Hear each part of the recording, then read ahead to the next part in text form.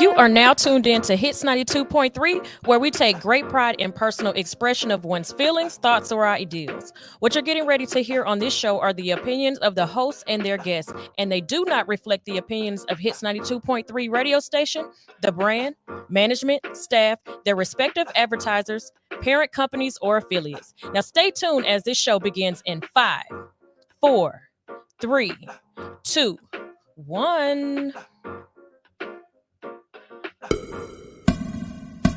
Can we link up tonight? Drink some rock and Sprite tonight. My pussy is super tight. Couple years without taking pipe. I am squirting back to back. I made a mess over the floor. Moaning out loud, the neighbors banging on my door. But the pounding ain't gon' get it. You gotta put your tongue all up in it. Give me a better feeling, shy fucking your brain. You know you like it. Stop holding back, baby boy, don't try to fight it. Got a little insane, orgasm riot. I'm an Aries, baby daddy, you a Pisces. I'd rather make love than get a quickie. Love it when you're on top, go slow in me. And when we make love, it's a hell of a drug. I'm addicted to you like I'm a coke fiend now. Put it in your face, know you like the way it tastes. The way I scream your name in your ear, I wanna sing. Ooh, right there, don't stop, daddy. Feeling so good, riding you like a caddy. Beat it up like a porn star actor. Slurp it up, stimulate from my reaction. You know I like it rough, handcuffing me in action. So choke me up on your back, I do the scratches. On top of cars, up in these bushes. On these staircases, no fucks where we do it. Don't tell nobody what we do. I won't tell nobody what we do. Keep this between me and you. All of this between me and you. Let me fuck on you. LMF for you.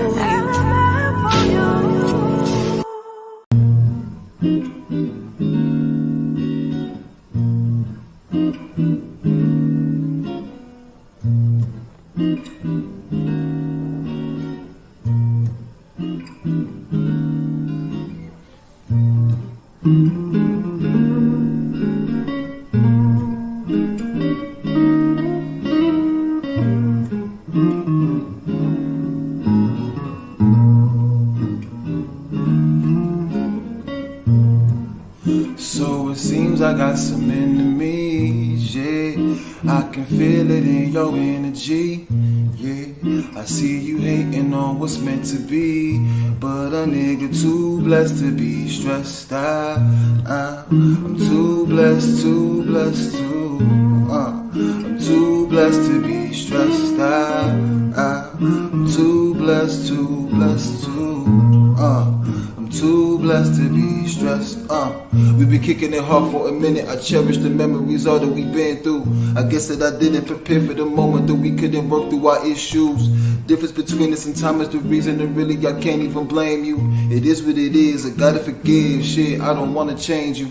I gotta respect we had a connection. That shit was the truth. The natural selection, I call it divine intervention. No lessons when I was a youth. Had different direction. We had to define our blessings for trying to get in the game. I still came through in the clutch.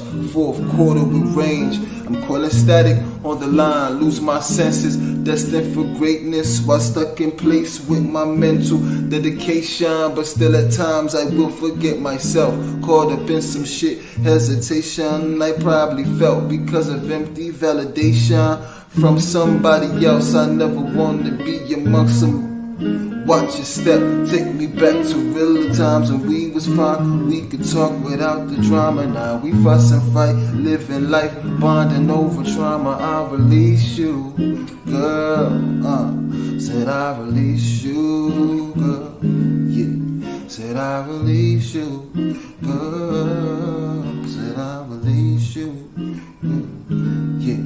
Cause tides turn, baby. Tides turn. I'm so wavy, yeah. So baby, don't chase me. I hope you get home safely, yeah. Cause tides turn, baby. Tides turn. So wavy, yeah. So baby, don't chase me. I hope you get home safely. I really don't know what we're gonna be, but I gotta let go, cause you disturbing my peace. Really feel it's that time now. You need some time and some space, so I gotta let you know, gotta put you back in your place, and then I gotta move on, just move on, move on, move on, just move on, move on, just move on, cause tired, baby, tired, I'm so wavy, yeah, so baby, don't chase me. I hope you get home safely, yeah, cause tired, baby, tired, I'm so wavy, yeah, so baby, don't chase me. I hope you get home safely.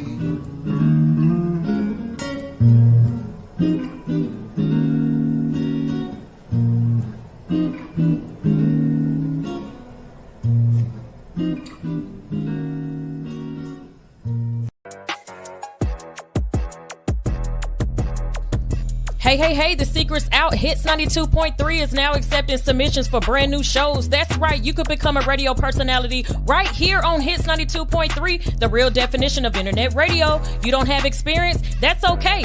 You don't live in Georgia? That's okay. You don't know what to do now? Now that's not okay. But your girl is here to help you out. Email us today at hits923newshow@gmail.com and tell us about your potential show with Hits. Again, that email address is hits923newshow@gmail.com. Don't be last. The slots are filling fast.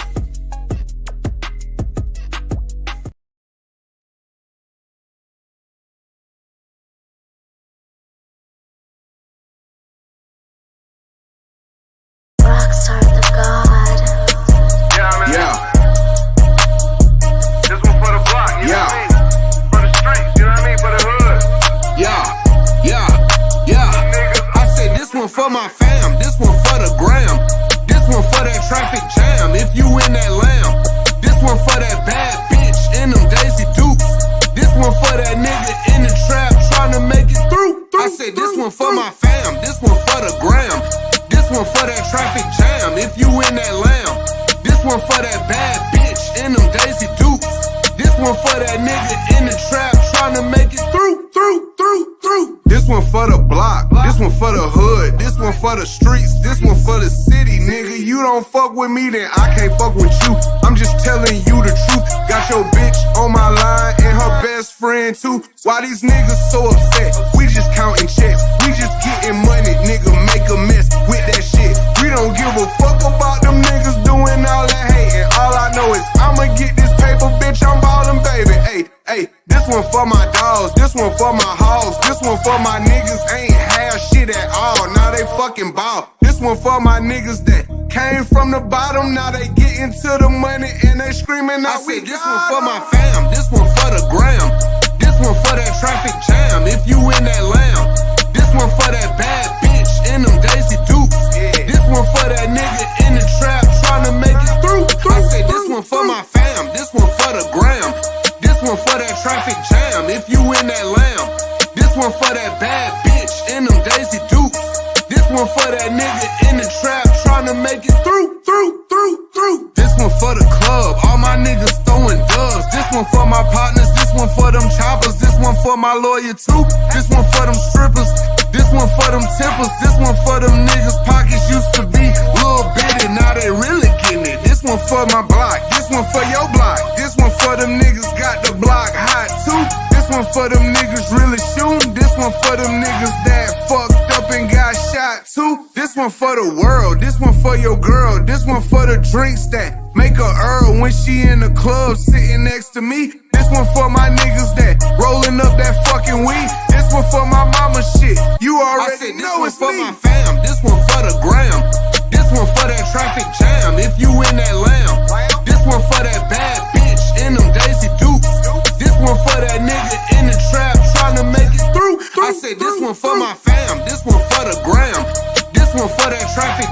if you in that lamb. This one for that bad bitch in them Daisy Dukes. This one for that nigga in the trap trying to make it through. You know what I mean? This was for everybody. If you don't fuck with this, then what the fuck you fucking with? You know what I mean? The hottest shit in the city right now.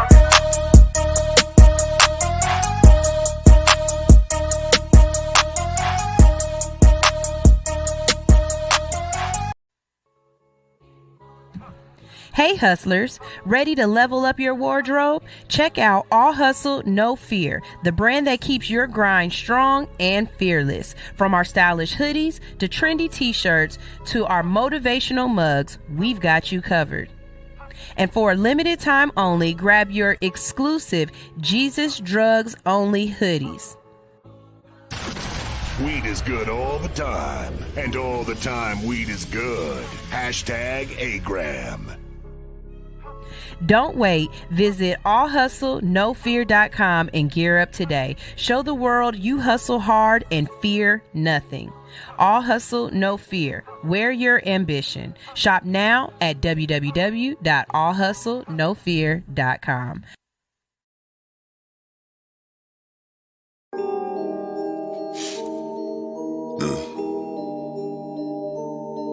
I'ma call this shit cheesecake. When I step up on the stage, it's a massacre. I can't really give a fuck about what he say.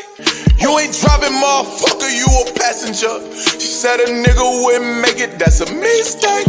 Now a nigga in the game like EA. Now a nigga in the game like EA. You ain't driving, motherfucker, you a passenger. Now a nigga in the game like EA. If you said I wouldn't make it, check the replay. You ain't fucking with my team, that's a mistake. Watch a nigga go to work, I need a briefcase. Heard they said I wouldn't make it, that's a mistake. Now my niggas in the game like EA. Now a nigga in the game like, ooh. Now a nigga in the game, check the replay. Goddamn, don't I make it look easy? On fire got me feeling like Jesus.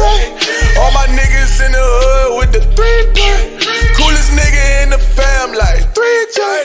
Goddamn, don't I make it look easy? Make it look easy. I had to get up and go, not doing nothing, never got me a thing. Could give a fuck about a whip or watching the walk of water just to give me a lot. Really with it if they would be or not. I'm in it like, hey. Know my next shit won't be free, I need it prepaid. Young nigga feeling like he hit the sweepstakes. I told myself ain't no tomorrow today. I think that water really helped me wash my sorrows away. I've been waiting all my life, but look, it's all on the way. I've been waiting all my life, but look, it's all on the way. When I step up on the stage, it's a massacre. I can't really give a fuck about what he say. You ain't driving, motherfucker, you a passenger. She said a nigga wouldn't make it, that's a mistake. Now a nigga in the game like EA. Now a nigga in the game like EA. You ain't driving, motherfucker, you a passenger. Now a nigga in the game like EA. If you said I wouldn't make it, check the replay. You ain't fucking with my team, that's a mistake. Watch a nigga go to work, I need a briefcase. Heard they said I wouldn't make it, that's a mistake. Now my niggas in the game like EA. Now a nigga in the game like, ooh. Now a nigga in the game, check the replay. Goddamn, don't I make it look easy? Oh. I just want to run my business and do ratchet shit with my friends, and that's it. That's it. That's it. You are now tuned in to All Hustle and No Fear with your girl, the Hood Unicorn. Come on, let's go. Back against the wall, last name against the rope. Middle finger stretched, if you thinking it's a joke, tell my friend I'm about to blow, about to blow, about to blow, about to blow, about to blow, about to blow.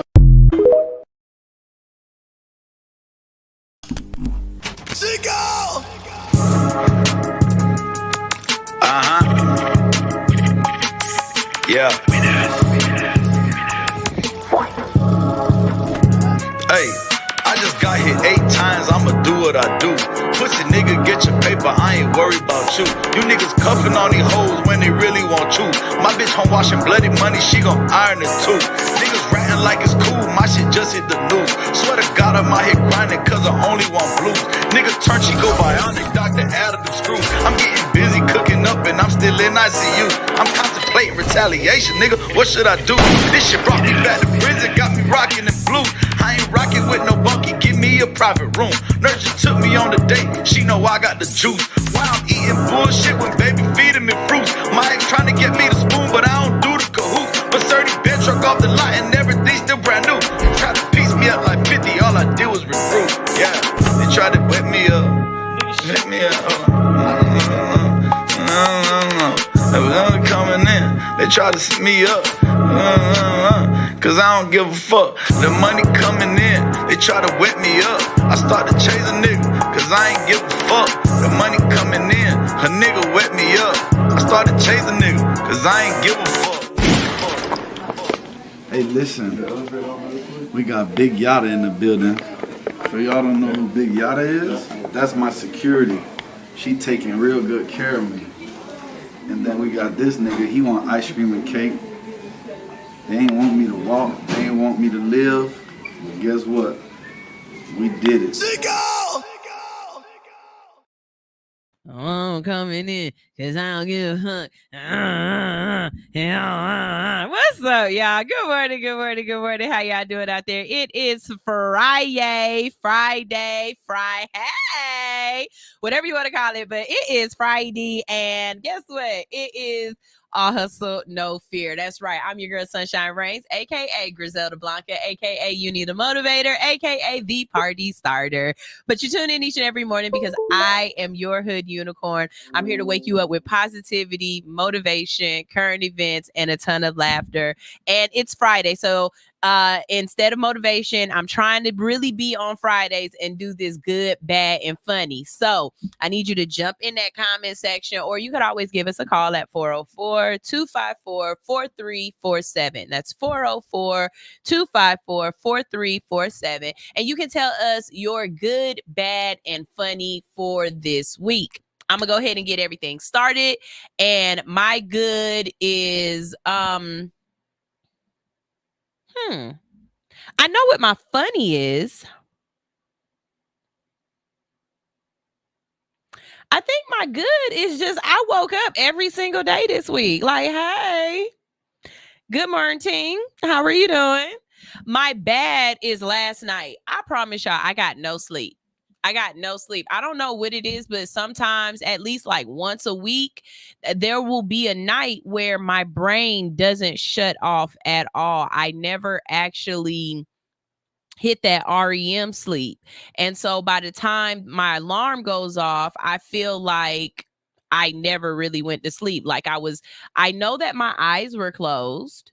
I know that I might have been relaxed, but I still am conscious of everything going on around me, every bump, thump, move, wiggle, scratch, everything, right? And so I'm not getting a full night's sleep. Like I already know once I'm done with Stoner Show today, I'm done for my day today. Fridays are my short day.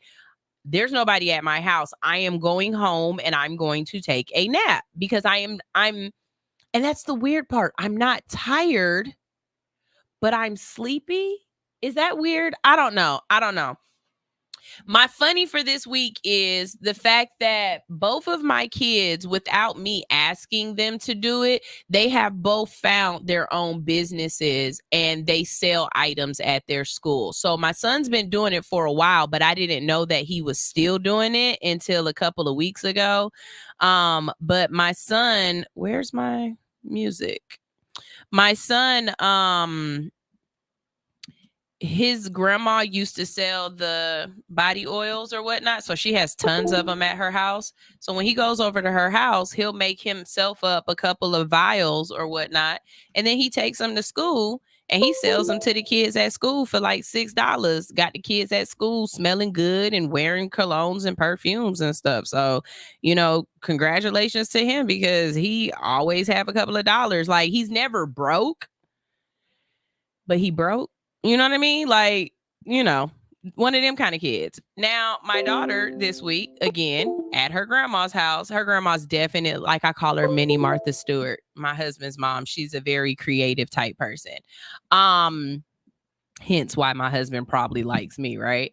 But she comes back over from her house this week, and she's got a bag full of pins, but then she's got these little jewels and charms that go on them. And so she sat down there on the couch for a couple of hours on Sunday and was just putting together these pins and making these cute little pins or whatever. Some of them have astrology symbols on them. Some of them have, like, they're just these cute little pins or whatever.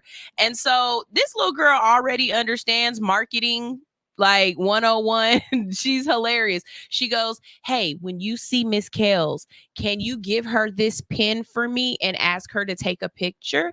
And I was like, "Yes, baby, I will give Miss Kels your pin." Okay. So my daughter was like, "Can I get your Cash App so that when I sell the pins, if they don't have cash, I can get the money still?" Okay, yeah, I don't have a problem with that. Just tell them to put in the caption for Zoe. Do you know? This girl has made $50 already off of these pins this week. I've already given her $20, and then I need to check it now because she had somebody buy some pins last night. I'm probably gonna owe her some more money, but I've given her $20. I've given her I've had to cash her out $30 the second time. She came in the house with like $15 from school in cash, and I'm like, "Who are you selling it to? Are you selling it to the teachers?" And she was like, "Some of them to the teachers, but some of them I'm selling to the students." And I'm like, "You're in elementary school. They go to school with money." And she was like, "We have money for the vending machines. Like, some people get their kids money for the vending machines." So my daughter is up here taking these kids vending machine money. I just want y'all to know that. My daughter is capping. She getting y'all ass. She getting y'all kids, and she buying pens. And I mean, she's selling pens. And I'm absolutely positively proud of my kids, because make a way, find a way, figure it out, find a way.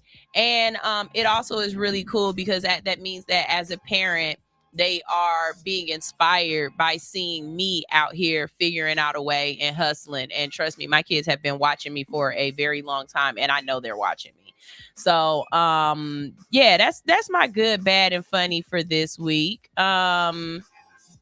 How about you? And it really makes me happy that I had to think about what my bad was. You know what I mean? Like, for my bad to be, I just couldn't sleep. I'm okay with that, because this has been a hard month. I mean, not a hard month, but this has been a hard year for me. Whether y'all know it or not, I've lost two very close family members. I lost my grandfather. I lost my aunt. Just within the last 30 days, I lost my aunt.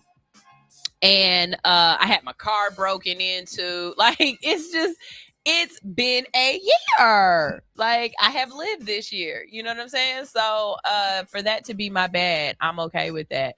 Let's see what we got in the comment section. Of course, Teacher Nitra is here. Hey, how you doing? King Admin is here. Herbal Trucker is here bright and early, first thing, ready to get this thing going.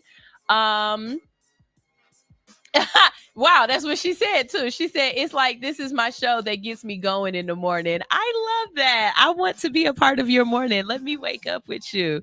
Roll over and say hi to me, baby. Hi. Let's see. Teacher Anitra said, "My good is I'm getting ready to go on this cruise tomorrow. My funny is my daughter has no clue that the cruise is for her 18th birthday. And my bad is I'm going to miss the show all next week, y'all. So we won't see Teacher Anitra next week, but she going to be having herself a good old time." That's what's up. That's what's up. Let's see. Hey, how are you doing, Charles Butler, aka Big Red Leads? King says my good is me and the wifey been consistent with the AM walks. That's what's up. So what are you guys gonna do when it get cold? Like you got to have a plan, right? Because it's about to come. It's about to get cold. So what's the goal for, or what's the plan for when it get cold so that y'all keep it going? I'm curious how y'all make that work. I'm not even gonna hold y'all today and do a whole bunch and everything else because I've got a ton. When I tell you I've got a ton of stories and a ton of Instagram reels. So we're gonna start with the Instagram reels because the stories that I got are kind of heavy and you know, it just gives us a chance to really have conversation about them. So let's just get this thing-a-langin'. And I want to start it off with these two very special videos to me because both of these videos kind of made me tear up a little bit. I'm a real G. Real G's don't cry. But I did get a little, we are approaching November 5th and it's coming quickly, and there are still people who are undecided about their vote. How? I don't know. There are people who are voting for the first time. There are people who are deciding not to vote. But my thing is when you ask me, why do you vote? Or when I come across somebody who says they're not sure if they are going to vote, my answer is always the same. My answer, especially if you're a woman, my answer is the same. But for Black people in general, my answer is always the same. You have living ancestors, not just dead ancestors, but you have living ancestors who fought, who died, who were persecuted, who were threatened, who were charged to be able to do this thing that you are taking for granted. And it's just as simple as going and speaking your piece about how you want to see your community function in the next 4 years. I do not understand why people have such a hard time understanding that voting is a right and voting is a privilege, and you should not take this for granted, because for so long as a woman, you did not have a voice and you did not have a right. All this arguing that we doing right now with these politicians and these older white men telling them that this is my body, I should be autonomous. At least we have the option to fight it. Okay? Before the women's suffrage movement, hell, they couldn't even have you just had to do whatever it was they said do. You had no vote. As Black people, we have grandparents who were charged. Literally, they would be charged to be able to cast their vote. Voting is supposed to be free. So their white counterparts are able to do this for free, and they're being charged a week's worth of a salary to be able to cast their vote. And you are complacent about this. I need you guys to understand that voting is so important. And it has more to do with just who's going to be president, or my vote don't count anyway, or anything like that. Because please believe there are people who are trying to change your ability to vote. Gerrymandering is a real thing. Voter suppression is a real thing. I do not understand why I have to have this conversation with adults. If you were in your 20s and this is your first time voting, you're 18, 19, I understand why I have to have this conversation with you. But if you're 50 something years old and you're telling me you haven't voted before, but you're complaining about the shit in your neighborhood, you're complaining about your taxes, you're complaining about anything that's going on in your world, I do not understand. And I don't. And just in case you need somebody's meemaw, somebody's nana, or somebody's elder to explain to you why, here go two videos that show why you need to vote. Love TikTok for this. Here we go. Black people in Mississippi had to pay $2 to vote. The white folks didn't pay nothing. In what year? And what year was that? That was 1960. 1960. And what are you about to do today? I'm about to vote free. I got victory in my feet. Yes, Lord. I know that. Let me see what victory in the feet looks like. That's the victory in the feet. My poll tax certificate from 1960. This is when we had to pay poll tax. You had to choose between feeding your family or voting. You only made $2 a week because you didn't have jobs that we have today. Okay. So a lot of us didn't vote because that was voter suppression. We decided to feed our family. What do? Vote or feed your family. And what year was this, ma'am? 1960. And this is yours? This is my original. Wow. I have the original. This is amazing. Yeah. Awesome. Thank you.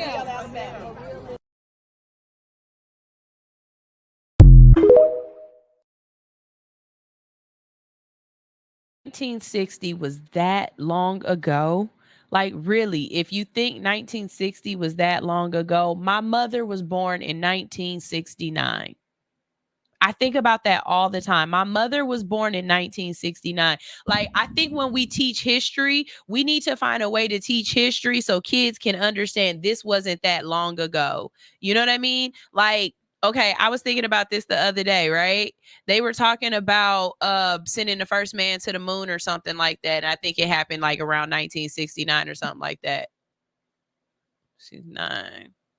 Right. Yeah, around 1969. So then I started adding and thinking about it. And I was like, damn, when I was in school and they talked about the moon landing, it seemed so fucking long ago, right? It seemed like it was so long ago. But when you really start thinking about it, okay, it was in 1969 that the moon landing happened, right? If I'm wrong, correct me, please.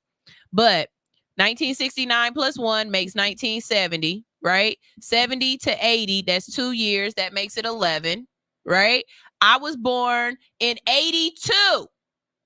So 2 more years after 80. That's 11, 12, 13. 13 years before I was born was the moon landing. Just 13 years before I was born. Baby, that's not long ago. That was around the way. That was a couple of months ago.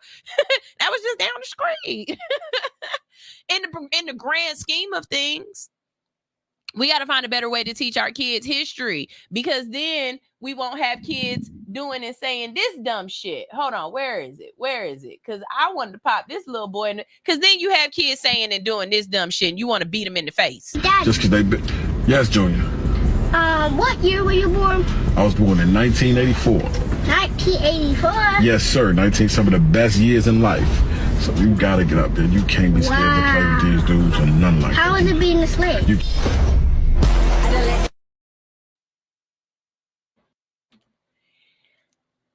Excuse me, the fuck what? That little boy said, how was it like being a slave? What are they teaching y'all in school? I'm gonna need y'all to get better timelines so that y'all can understand what's really going on here. Because what do you mean, son? What do you mean? I know you lying. Teacher Anitra said, my mom was born in 1951. She told me about the colors only water fountain. I got one for you.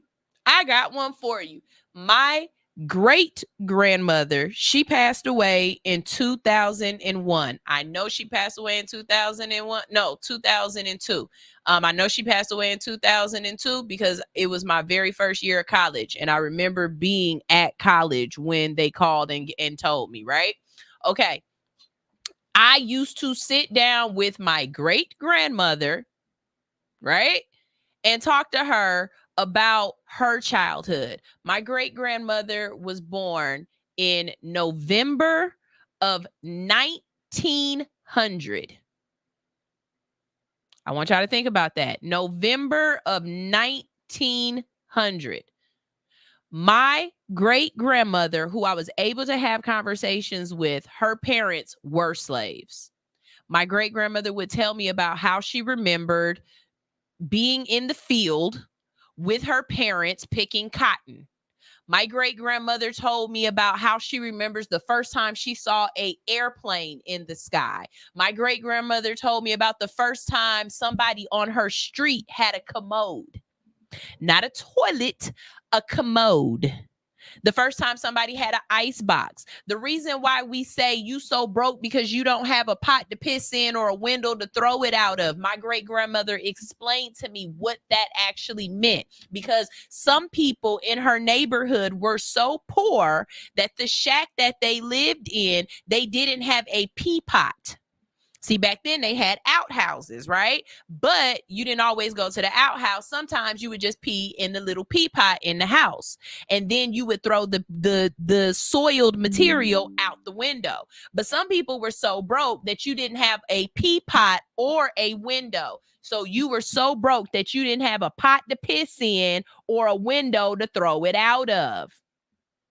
This wasn't that long ago, y'all. It sounds like it was a long ago, but if you can reach out and touch somebody from that time period, you can't tell me it was that long ago. We're not talking about the Romans. We're not talking about Sparta. We're not talking about the Egyptians. We're not talking about, like, that's not what we're talking about. We're talking about less than the last 100 years of our country. And if people are living 100 years, this was not that long ago. Again, Emmett Till was not that long ago, y'all.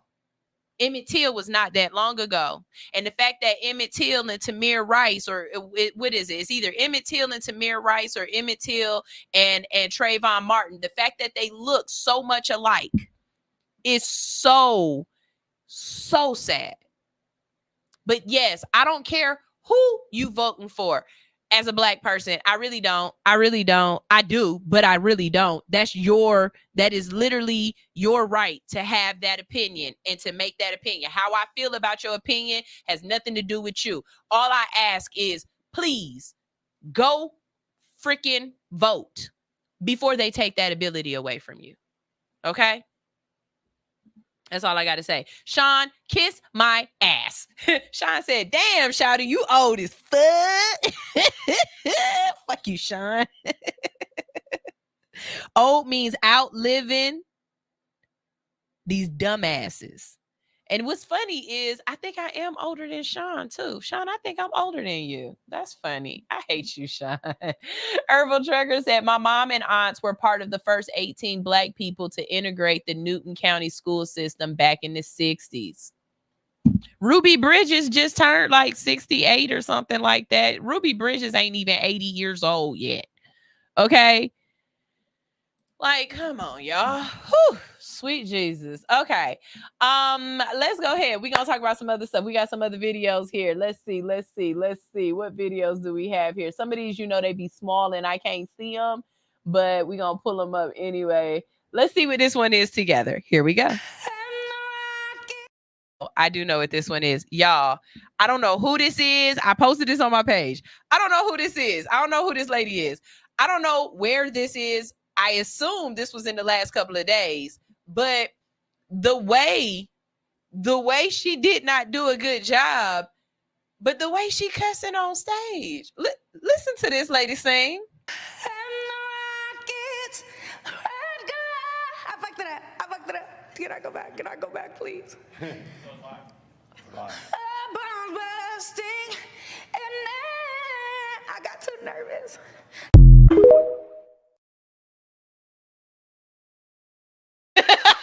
Did you practice that song first? Because wait a minute.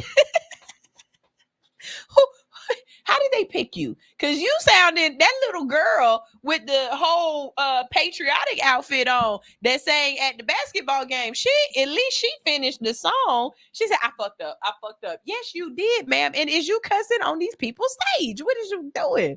Straight from the boot said, my parents told me about sitting at the back of the bus and having the wooden barrier that moved as white people got on. That's so sad. That is so crazy. That's so crazy. Because why do you feel as though we have to be separated so much? Like, why? You know what I'm saying? I really, if I could get an honest answer for any question from a racist Caucasian person or whatnot, I think the main question I would ask is, what problem do you have with us swimming? Like, why is us getting in the pool with you so freaking aggravating to y'all soul? Even to right now. If you at a community pool and white people see you in a pool, it throws them in a tizzy. You're not supposed to be here. You are not supposed. Who are you here with? Where is your card? I'm calling security. Like, white people do not want black people to cool off for nothing. And I don't understand that one. I don't make that make sense. Just make that make sense. Whatever. She's talking about she must have practiced in the shower. Do you know how good I sound in the shower? Oh my God. What? Get Peru through the night.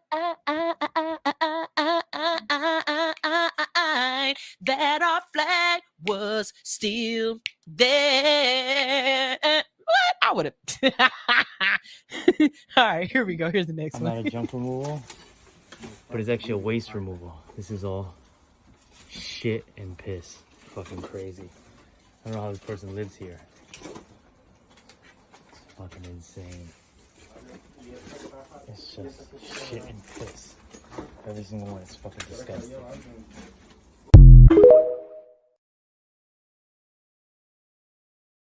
If you don't understand what was going on in that video, basically those are people who come in to clean up after hoarders, right? So they probably were kicked out of that domicile or they died or whatever. And those people had to come in and clean up the house afterwards, right? And get it ready to be livable or whatever. And all of those Tupperwares that you saw in that house were piss and shit. They stopped using the bathroom and they started peeing and boo-booing in the Tupperware. And I have so many questions on this because the aiming for me, also, I don't know about y'all, but Tupperware is not smell proof. That many, there's no way you're getting that smell out of the walls, right? Like, fuck the carpet. The carpet's done. But you're not getting that out of the foundation of the house. Why not just burn it down? I promise you, a big enough spider and that much shit in a house, we can burn it down. We don't need it. We don't need it. Keep it. That would have been the day I quit. It could have been my business. It could have said Sunshine and Sons on the door. And I would have walked in that house and said, fuck it, I quit. I quit. I quit. I quit. I'm not doing this with y'all stupid people. I quit. Because what? He said all of them Tupperwares are full of piss and shit. What kind of luncheon was they planning on going to? Because what? Herbal Trucker said, I can smell the E. coli. Like, that's just crazy. Straight from the booth says something about that hot water in the shower. It's like it warms your vocal cords and makes you sound amazing. I'm talking about, let me tell you something. When I am in the shower, not only do I sound amazing, but I come up with some of the best remixes of my life. The songs that I come up with in the shower, like, I know I'm a star. Like, bitch, I'm a star. Big Red said Luther Vandross, Whitney Houston, Teddy Pendergrass, nor Mariah Carey have nothing on me in the shower. Okay, I'm telling you that it's different once them acoustics kick in. Oh, I'm telling you, don't let me get in the shower. Don't let me sing in the shower, because the first thing I'm hitting you with is, there's a meeting in my bedroom. See, it don't sound right now because I'm not in the shower, but in the shower, Oh man, please don't let me wait. You can't tell me shit in that shower. Oh man, what happened? Oh snap! Ow! Ow! All right, y'all, hold on. I got to fix my camera. We're going to go to a quick commercial break because my camera did something crazy. Here we go. Boy, just be yourself.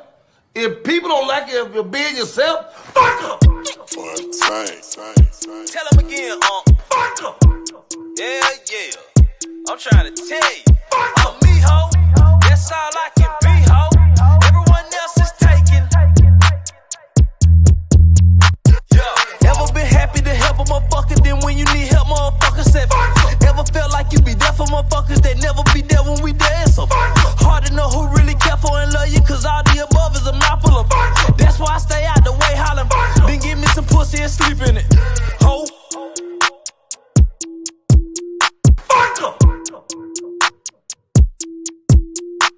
I'm me, ho. That's all I can be, ho. Everyone else is taken. Ho, get the fuck out my face with that gibberish. All that say chasing prohibited. Most them little bitty rotisseries giving that kitty the hell for the city. So slim it for sure, keep it pimping. You come with them gimmicks, them hoes get the shimmy like. I'm about to blow like a semi, so mixing the smoke with the Henny like.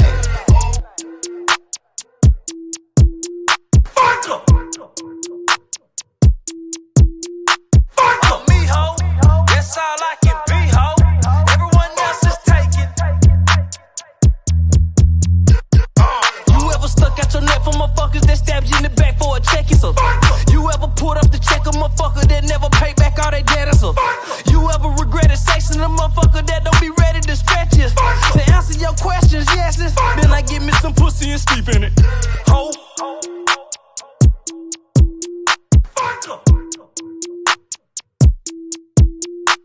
I'm me, ho. That's all I can be, ho. Everyone else is taken.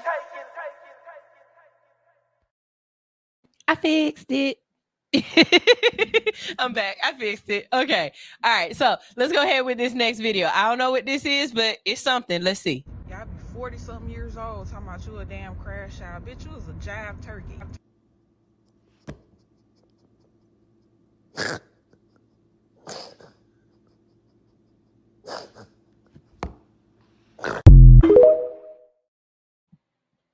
I don't know how I feel about that because I say crashed out all the time. Y'all be out here crashing out, but do I need to bring back Jive Turkey? Because I will for y'all. I will. I feel like Jive Turkey was a real good. That was you, Jive Turkey. Like it was. I promise you, watching Sanford and Son and watching the Jeffersons and hearing them say that one, you Jive Turkey. It hit real good. It really did. And I'm okay with bringing Jive Turkey back. I'm okay with bring it. Anybody out there actually use that one when it was usable?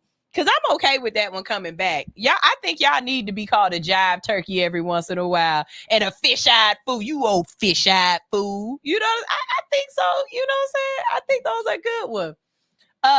Rozzy, what does Rozzy call people? She be like, she calls somebody a dog something.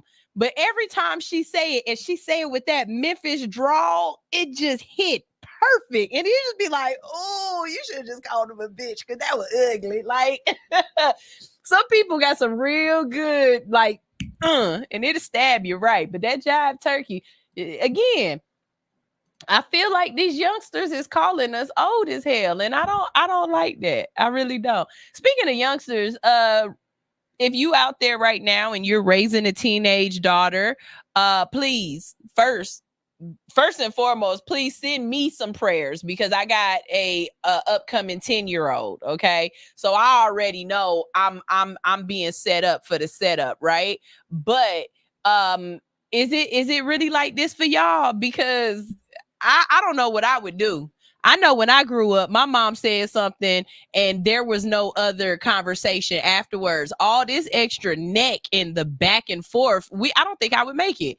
Watch this conversation. Here we go. She was 16. She told me she hated me when she was 16. She got mad. She wanted to go to a party, but she ain't had no information. She woke up to me so excited. Hey, Mom. I said, what's up? So, like, can I go to my friend party or whatever? Like, can I go? I said, well, who gonna be at the party? She said, my friends. I said, okay. I said, they're gonna be boys at the party? She goes, yes. I said, okay. I said, are there gonna be drugs at the party? She said, I'm be honest with you, I'll probably be a little bit of drugs, but I don't do drugs. I don't do nothing like that. Like, I know I don't do that. I said, okay. Is there gonna be alcohol at the party? I'm not gonna lie, it's probably gonna be alcohol there, but mommy, I don't drink. Like, I don't do none of that. I just wanna go. I just wanna be there. I said, okay. So there gonna be adults there. She's like, I mean, I don't know, I don't live here. I said, what's the address? She said, I don't know. I said, well, then you can't go. She said, what you mean? I said, you can't go. She said, what you mean I can't go? I said, I don't feel comfortable sending you. You can't go. I don't even know where you going. It's no. She said, I mean, like, I don't understand. Like, what you mean? Like, what do you mean? Like, what is you saying? Like, I can't go. Like, I don't understand. Like, what you mean? So I looked at her and I said, I mean, like, you can't, like, go. Like, period. Like, you can't. Like, dead ass, like, you can't go. Like, you mad or not? Like, what you...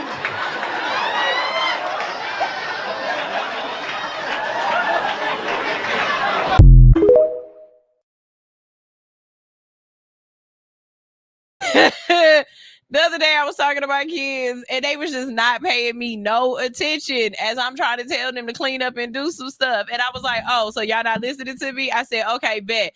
I need y'all to clean your room. Georgie was like, Mom, what are you doing? I was like, you pay attention to them TikToks when they talking to you. So let me become a living TikTok for you. Can you please clean your room? What's up? My son was like, you stupid, Ma. He just started picking up stuff. He was like, you stupid, Ma. And I'm laughing because I'm like, but he got you to do it though.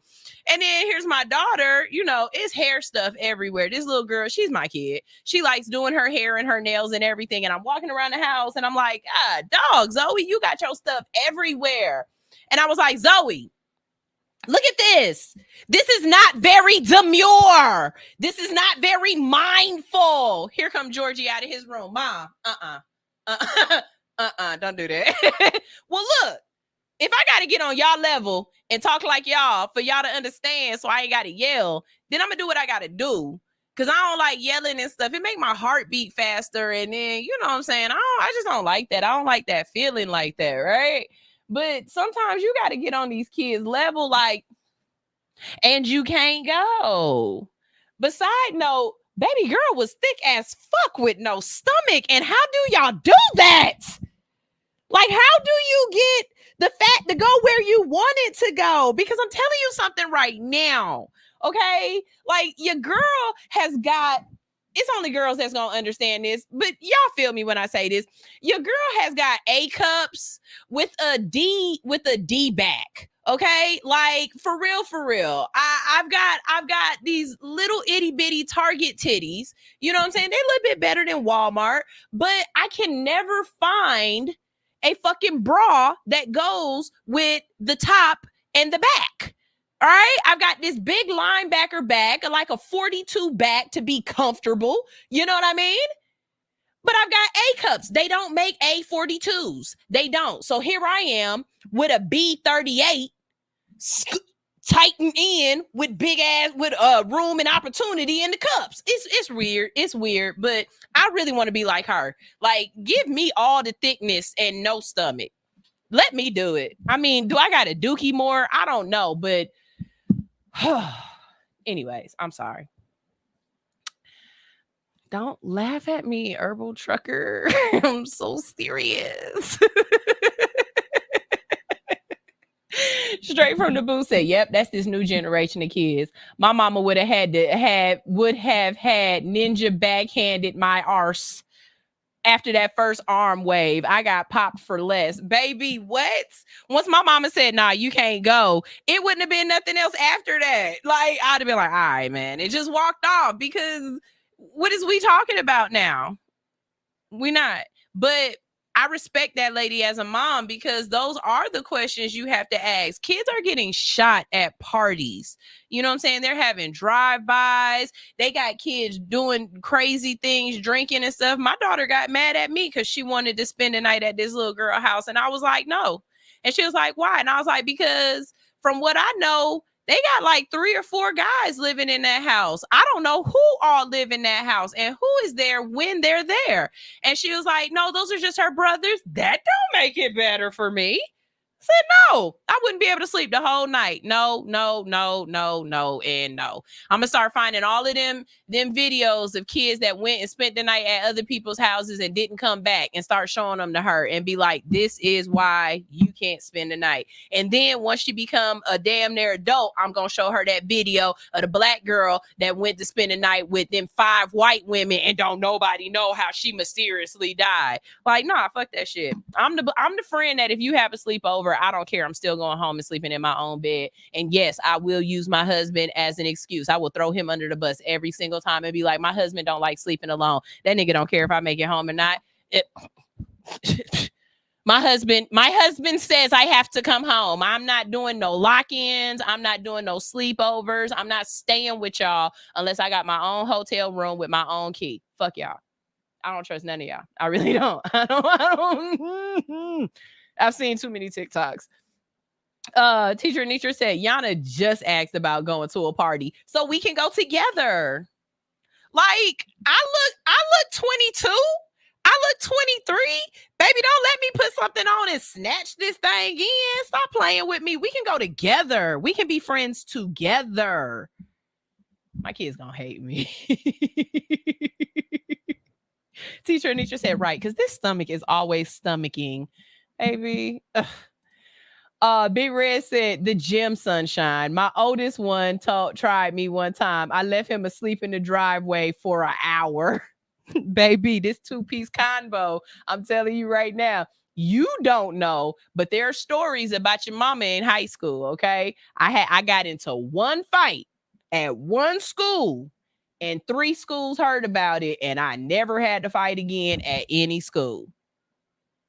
That's actually a true story. Let's see. What's this one? I don't know what this one is. It's too small for me to see, but we're going to figure it out together. Recently, I did hear about a new translation out called the Gen Z Bible, where someone had taken the scriptures and translated it into Gen Z language. Now, I'm going to read part of this. I do want to let you know I would never dishonor God's word. I have triple checked this to make sure this is exactly what Luke 1 communicates when the angel talks to Mary. Check this out. Mary was a pick-me girl for God and was simping for him in prayer when the angel Gabriel appeared to her and said, "Ayo, you're a real one and the top G is feeling you." But she thought his compliment was sus and gave him the side eye. So he said, "Baby girl, chill. God sent me to tell you you've passed his vibe check. And low-key, he wants you to have the main character. You name him Jesus and they will all say, he's him."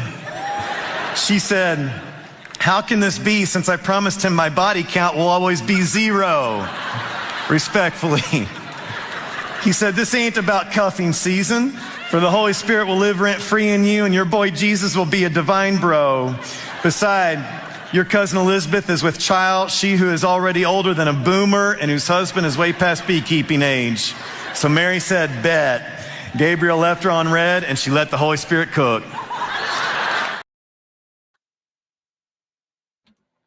Okay, so y'all can call me blasphemous all y'all want to, but I don't care what nobody say. Mary was on mushrooms.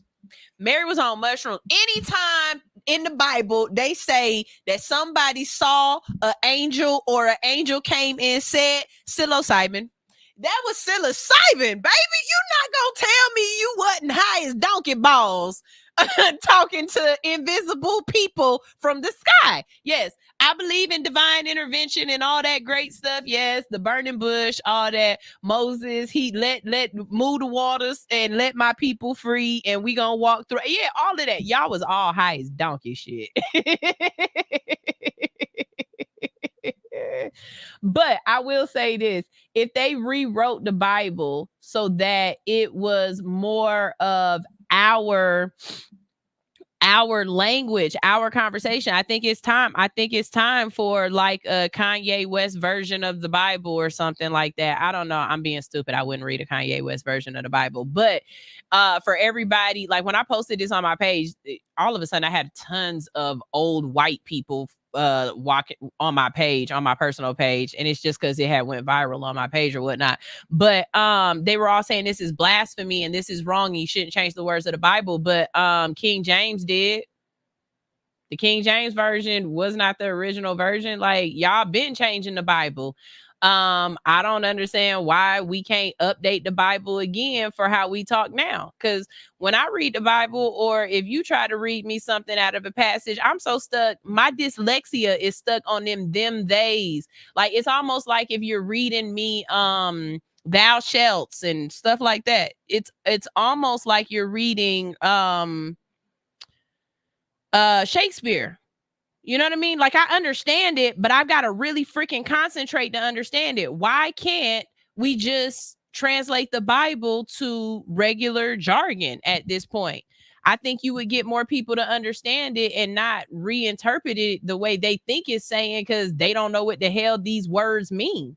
Like, it's words in the Bible that we don't even use. We don't use that word no more. And you talking about, well, this word meant this. Yeah, but did it mean that to them? Because see, y'all say cap. And if we put cap in the Bible right now, somebody would think we're talking about a baseball cap, but we talking about you lying. So I don't know. Maybe it's just me. Maybe I ain't smoked enough this morning to be on the right level, or maybe I'm on the level I'm supposed to be. I don't know, but y'all let me know. Would you read? Whose version would it be? Like, it would be the Joel Osteen version, or yes, that's what it would be. It would be the Creflo Dollar version. Give me the Creflo Dollar version of the Bible so I can understand it. I need it to be in East Point language, okay? Like,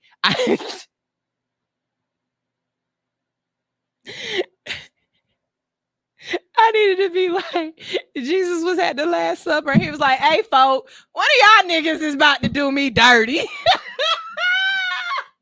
But it's cool, though. It's cool, bro, because I already saw it coming. You know what I'm saying? My dad already let me know that y'all niggas ain't shit.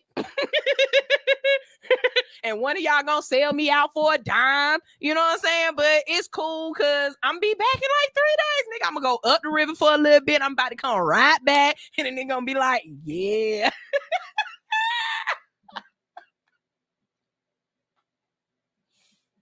Y'all know I'm in here by myself, technically talking to my damn self and cracking the hell up because I can't hear y'all laughing.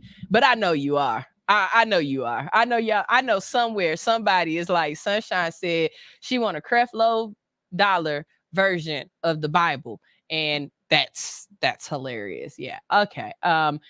If y'all can, I would really love y'all to send me videos of y'all watching this show and cracking up. Like, I know some of y'all got them CCTVs in y'all house and stuff, and it be watching y'all watching me. Send me videos of y'all just laughing at my stupid ass, because I know what I imagine. I'd like to see it, though. You know what I'm saying?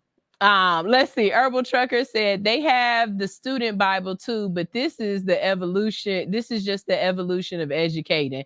Somebody else told me that because I actually, before I even had found that video, I actually posted that on my Instagram and in a couple of groups I'm in, and I was like, can we get a millennial version of the Bible? Like, talk to me like it's 2000. What's up? The Creflo version is too expensive for me. Yeah, because you might have to swipe your debit card before you open up that Bible. It would have a passcode, and you would have to give them the last 4 digits of your social security number for that. But you understood what I meant, though. You definitely knew where I was coming from. All right, let's see what this is. I'm out of junk removal. What is that? that one. Let's go ahead and delete that one. All right, let's see what this one is. Rensselaer police say they are not surprised that Robert Fisher died at the Elmira Correctional Facility this week. Fisher only spent a few weeks behind bars after he was just convicted of murdering and raping little Josephina Cunningham. She was just 3 years old. Fisher's death comes 6 weeks after he was just sentenced to 20 years to life in prison for Josephina Cunningham's death. He pled guilty to raping and killing little Josephina here on your screen in Rensselaer in July 2023. The details of Josephina's attack are horrific. In court, we learned Fisher drugged Josephina before raping her, then tried to cover it up, and what he'd done by taking Clorox wipes and scrubbing her face. He scrubbed her face so hard that he burned the pigment right off her face. Chief Van Migletti says he wants to make sure everyone knows of the terrible things Fisher did to Josephina. Did you expect this death to come? We didn't not expect it, right? It's a horrific crime. Everybody knows what he did. So we didn't expect him to have a smooth time in prison.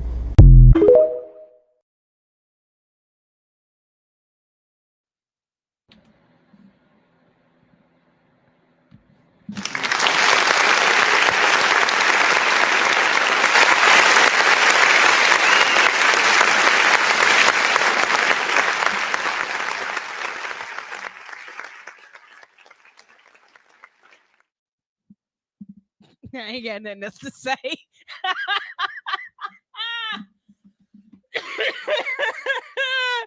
Ooh, when you hear about what that man did, and then he ain't even make it 3 weeks in prison, I think they let him last a little long. To be perfectly honest with you,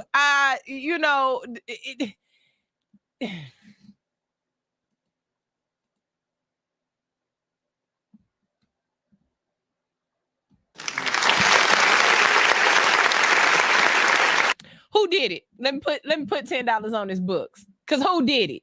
Cause I give him some money. To be perfect. Yeah, exactly. Straight. Let me tell you something. I'm mad that Jeffrey Dahmer lasted as long in jail as he did. I feel like he ate people, y'all. Jeffrey Dahmer ate people and left them in his freezer. That man lasted a very long time in jail. A very long time in jail. I was very disappointed in the jail system at that time. I felt like niggas wasn't being niggas like they should have, because there's no reason why that. Okay, I'm sorry. Let's see. What's this one? Here we go again. Welcome to the world of. Okay.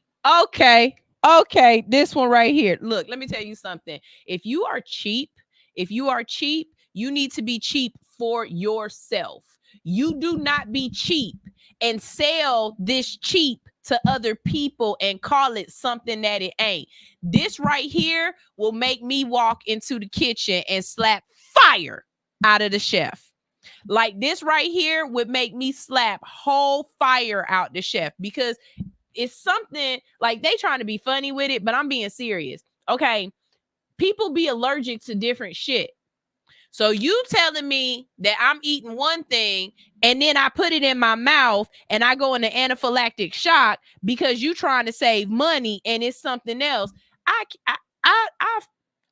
slap fire from you. I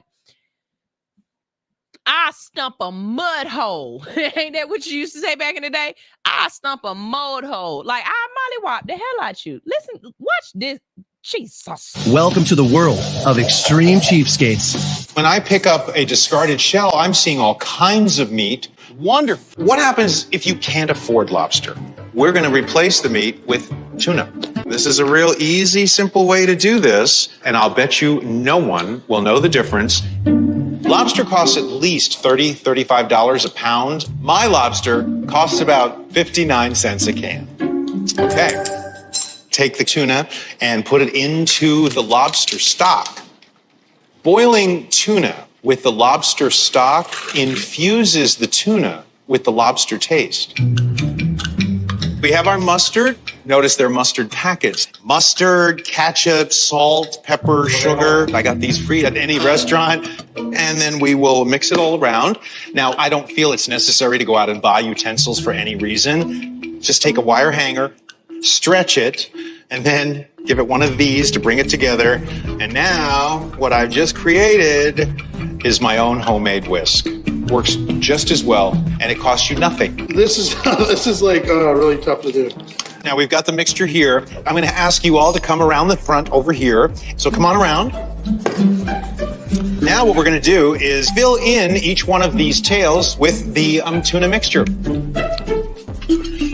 Why don't you sprinkle some breadcrumbs? Excellent. Okay, next. This is a total blast. This makes me very, very happy. Getting everybody involved made a big difference because everyone can see just how simple it is to do.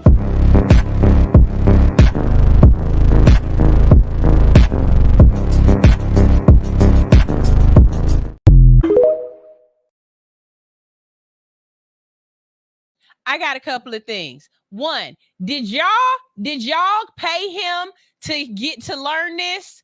Like, was this a class that he taught?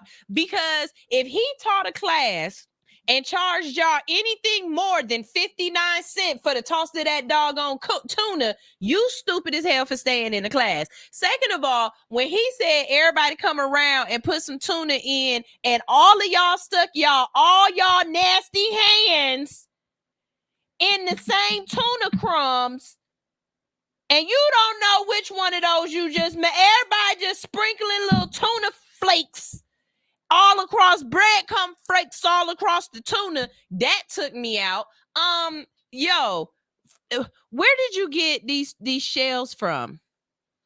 And if somebody else was eating over this shell, you telling me that you just refilled this shell, this used shell, so I'm eating they leftover talk spit, they food chewing particle? Like, it's people out here that are being cheap just to be cheap, and it's stupid. And it's times like that when I say, bring back bullying.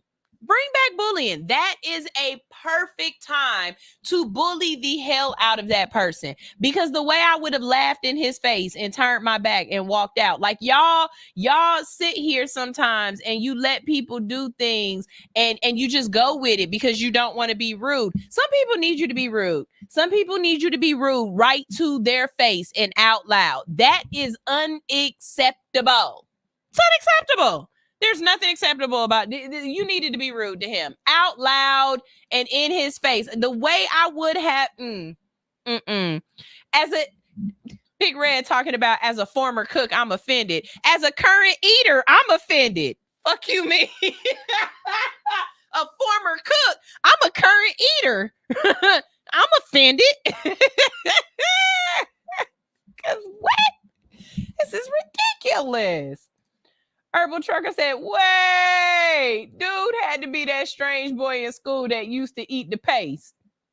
He ate boogers. Ain't no way in hell. He ate boogers because ain't no way in hell. Ain't no way in hell. Okay, I hope this is the one I think it is. Okay, see, so I don't know.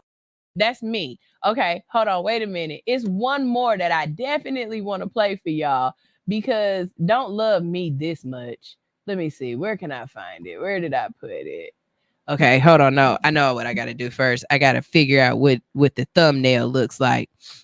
While I do that, I'm going to play this one for you. So y'all, this one of my videos on TikTok, it done hit like 78,000 views or something like that. It done went viral, but everybody saying the same thing. They saying, who is Security Bay? And when I tell y'all, every single time I go to Art and Spark, I do this every single time. The next Art and Spark is coming up. It is going to be November 23rd. That's right. We're doing an Art and Spark for Thanksgiving. So y'all make sure y'all jump on artandspark.com, get your tickets, and maybe you can get felt up and felt down by Security Bay. Okay, see, so I don't know about y'all, but when I go to Art and Spark, I really have a good time. It's one of the best times of my life. You know, I really enjoy Art and Spark. Now, see, what you see right here is you see one of Art and Spark's fine ass security guards, you know, just patting folks down, making sure we safe, because we are very safe at Art and Spark. Hold on, you check my bag, check my, you know, see, ain't nothing in there. See, we safe. Now, hold on a second. Okay. Boy. Yeah. Ooh, buddy. See how safe we is? See how safe we is? It's giving very demure, very safety.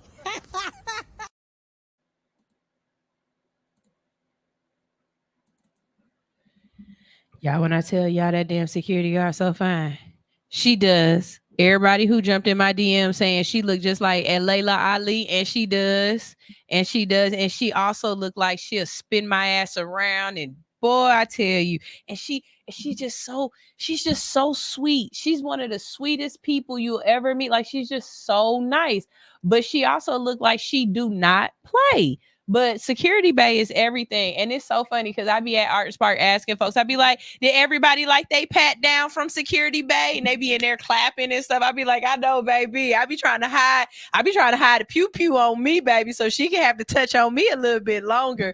My husband said you need to hide like toys and different stuff for her to find. And I think the next Art and Spark, I'm going to stuff all kind of stuff around my bodies and just wait for her to find. Oh man, I wasn't supposed to bring that. Damn. What else is in here? I must be happy to see you, or maybe that's just my lip gloss. That girl's so goddamn.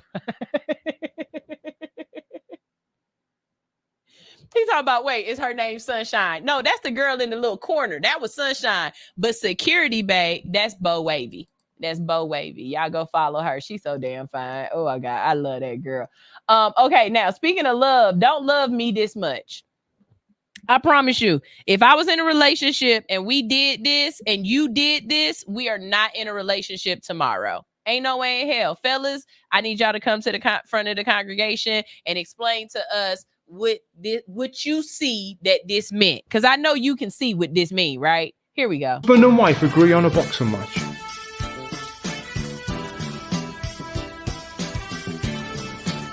Ooh, this guy's going for it. That is crazy. Now, what is all of this about? Look at her with her high heels on, jumping around. I can't believe that he's actually going for it the way he is. Body punches, head punches. Maybe this guy doesn't want to have babies and that's why he's trying to do this. Ridiculous.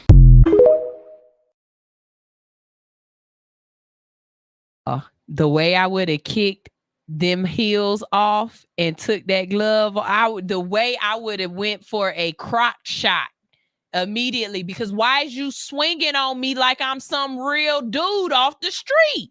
They said this is a wife versus her husband. She look all cute and everything, like maybe thinking it was going to be a little, ooh, hit gloves. Ooh, we're boxing. This man came out like Tyson. He came out like, bitch, you never. Like he swung on her like he ain't never got his thing sucked. I'm talking about ever. She's never throat goated him, okay? She's never hobbed his goblin, okay? She's never tickled his Elmo, that's for sure. Because I'm telling you something right now. You hit me like that, and I promise you I'm going to tickle your Elmo, but it ain't going to be funny. I'm just saying. Ain't no way. Rodney, would you swing on your wife like that? Big Red, you throwing haymakers like that? What is that? What is going on with that? That is crazy. That's not love. There's no way in hell that's love. You can't tell me that one. Ain't no way. Y'all, this is All Hustle No Fear on Hits 92.3. I hope you have enjoyed Insta Trolls, because I have. It was just everything for me. We are going to go ahead and go to a quick commercial break. We're going to pay some of these sponsors and let them get some ad time in. And once we get back, we have Make It Make Sense. for Make It Make Sense today. Like I said, it's a little heavy. It's definitely a little heavy, but we need to get these stories out here circulated so people can know what's going on in the community. One of the things that we are going to talk about is the young lady who passed away at Walmart in the oven. This right here, everything about this stinks. Everything about this stinks. Everybody around is automatically like, something ain't right here. Something ain't right here. So I've done a little bit of research. I didn't just stay on TikTok and find out. I went some other places to get some information, and we're going to talk about that today. We're also going to talk about the Roblox murder. A woman in Pensacola, Florida, of course, Florida. She instructed a child to commit murder through Roblox. And this is crazy because you do not know who your kids are talking to when they're playing these video games. And y'all got to be hyper vigilant because people are out there doing the most. And we're also going to talk about the young man who took his own life for being in a chat box, an AI chat box chat room. And the AI convinced him to take himself out, and he did, and now his mom is suing. The thing about that just kind of hits me is I grew up in that time period where we were always on the chat line. You know what I mean? Like, you call the chat line, you don't know who you talking to, but you're talking to folks. But nobody was trying to get you to take yourself out. You know what I mean? And then even when we got on AOL and the instant messenger and stuff like that, still, it might have been a little freaky or whatnot, but wasn't nobody trying to get nobody to off themselves. You know what I mean? And then you get this AI, and it's just, I don't know. Big Red again, you be saying shit, and I know you funny, and it's meant to be funny, but it's the way it's funny. He says, never underestimate your opponent. Don't step in the ring. And you're not wrong there. But God damn it, Big Red, if you ain't Big Red. Y'all, this is All Hustle No Fear on Hits 92.3, the real definition of internet radio. Here's one of my favorite songs, and right now, this one's dedicated to Big Red. It is. Big Red. Da da da da da da da da da.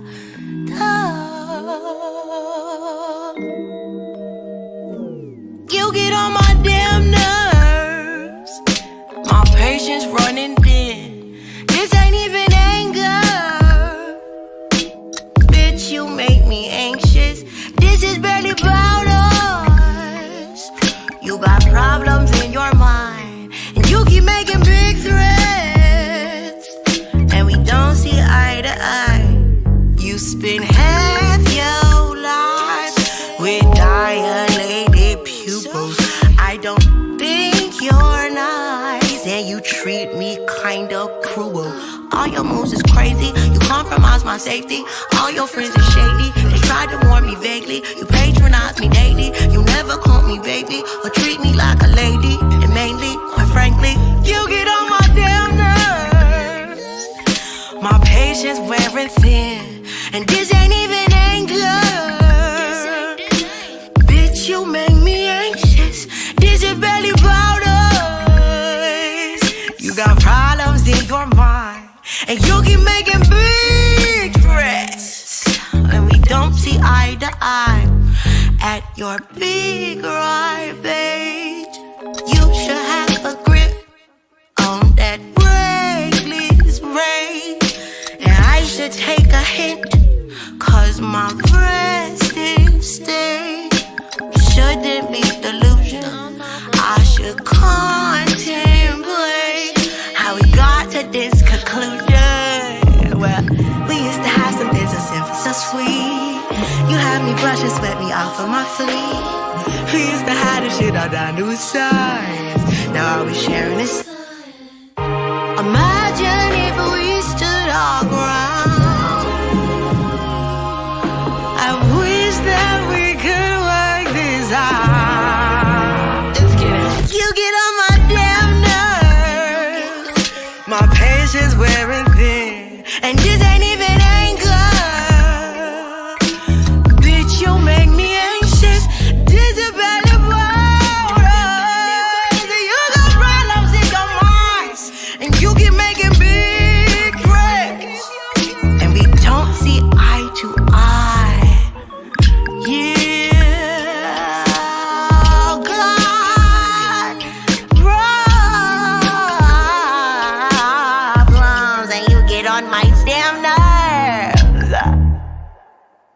Are you in need of some tattoo therapy? Visit Studio 219 for your next tattoo or piercing. Studio 219 is located at 1900 Piedmont Road in Atlanta, just 1 mile from the Lindbergh train station. Studio 219 is open Monday through Saturday from 12 p.m. to 9:30 p.m. and closed every Sunday. Book your appointment today by visiting www.studio219ink.com. That's studio219inc.com. Make sure to follow 219 on Instagram for promotions and specials at Studio219ink. Studio 219. Let us fix your creative itch.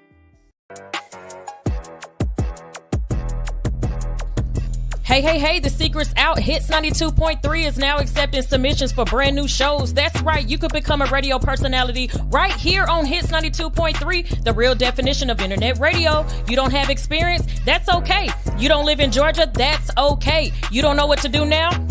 Now that's not okay. But your girl is here to help you out. Email us today at hits923newshow@gmail.com and tell us about your potential show with Hits. Again, that email address is hits923newshow@gmail.com. Don't be last. The slots are filling fast. All right, let's go ahead and do this thing. So, in a tragic incident that has gripped Halifax, Nova Scotia community, a 19-year-old Walmart employee, Gershikan Karul, is found dead inside a walk-in bakery oven at the store. Her mother, who also worked at the same Walmart, made the horrific discovery after becoming worried when she couldn't reach her daughter for over an hour during their shift. According to family members in a GoFundMe page set up to support the family, Carr's mother noticed something was wrong when her daughter, who would typically check in, stopped answering her phone. Other employees initially thought Kerr might have been assisting a customer, but her mother's concern grew when another coworker noticed a strained leakage coming from the oven area. After hours of searching, Kerr's mother opened the oven and discovered her daughter's remains. I don't know why it is so hard for me to do this one, but I am stuttering really bad, and I apologize, y'all, but this is getting to me. I'm sorry. A family spokesperson described the mother's experience as unimaginable, saying, "Imagine the horror that her mother experienced, who herself had opened the oven." Y'all, the videos of this on Instagram are crazy too. Halifax Regional Police are investigating the death with the help of Occupational Health and Safety and the Medical Examiner's Office. While they have not confirmed any criminal suspect, the investigation remains active. Constable Martin Cromwell stated that they are waiting to see more waiting for more findings from these agencies before providing further updates. Gershman's father and brother, who are still in India, are working on travel arrangements to join their family in Canada. The chair of the Maritime Sheikh Society Board, Stanam Sai Rananda, expressed the grief felt by many, sharing, "This is pretty distressing. Young people come here with all kinds of hopes and dreams, and they're working hard, and then this is what happens." Walmart Canada has not yet commented publicly on the incident, but has stated they are cooperating with authorities to provide support for Kerr's family. So y'all know I'm gonna keep y'all updated on this, and as we find more information, but there are so many TikTok videos and people who are assuming they understand what happened already and knowing what that what happened. And the thing that stands out the most is that some people are saying you could hear her screaming from inside the thing. I haven't seen video yet showing that. So I don't know if that's an accurate statement or if people are just saying that or not. The biggest thing that people are saying is that you cannot get in this thing and it just close and turn on. Like, you can't just get in it and it just accidentally locks you in. And this video right here is the video that really made me say, okay, yeah, I understand what y'all are saying, and I think I'm on the side of this is not an accident. Watch this video. All right, for those asking, this is the oven. Open it. You turn it on. It doesn't start heating until the door closes. The door will not close on its own.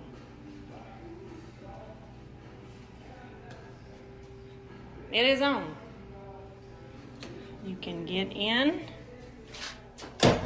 This is the emergency handle. Push it open.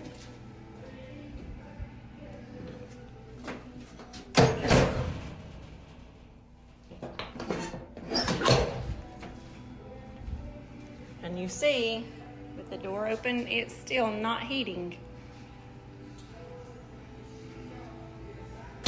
It does not shut without pushing hard.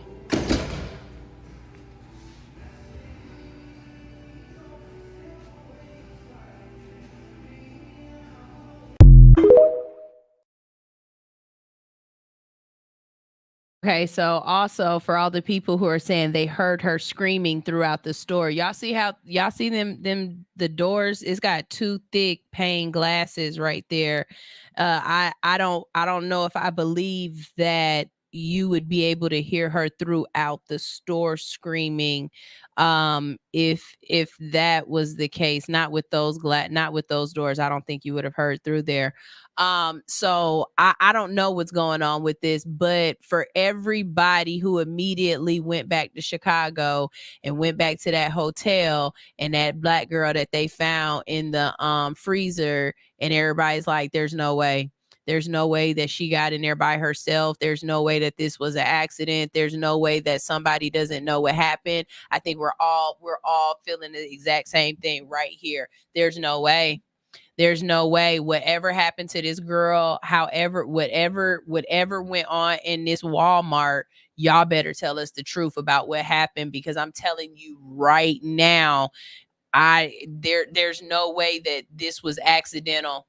There's no way that this was accidental. I feel it in my gut, and I will do my best. I promise y'all I will do my best to keep us abreast on this story and to keep bringing back the details, because we see the safety protocols. I don't know if you put that up there before I played the video or not, but there's obviously safety protocols for this oven.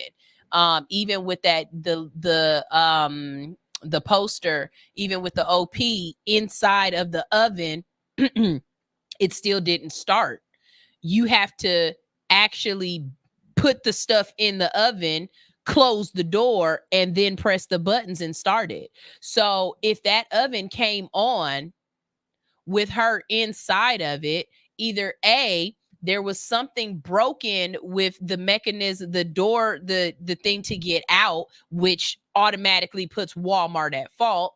But somebody had to press start on the outside, and you can't tell me that you press start on the outside without seeing her on the inside, because it has a glass. You can see in there. Something about this story ain't right. It's not. And you cannot put accident in this. This has to start with the word homicide. I'm sorry. It just does. Now, was it teenagers or kids playing and trying to be funny? Was this somebody actually being nefarious and not liking this woman and wanting to take her out? I don't know what the cause is, but the effect is horrible. That right there, that's uncalled for. And what a way to go. There's some certain ways that I just don't want to go. Being cooked is definitely not one of them. That's not one of the ways I want to go. That is crazy. Here go another crazy one. This one right here, again, I don't know what the is wrong with people?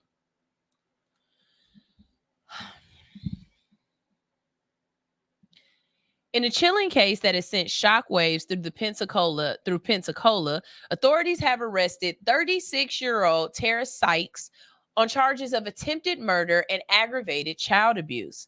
Investigators say that Sykes allegedly used the online platform Roadblocks to instruct a 10-year-old to harm an infant in his care.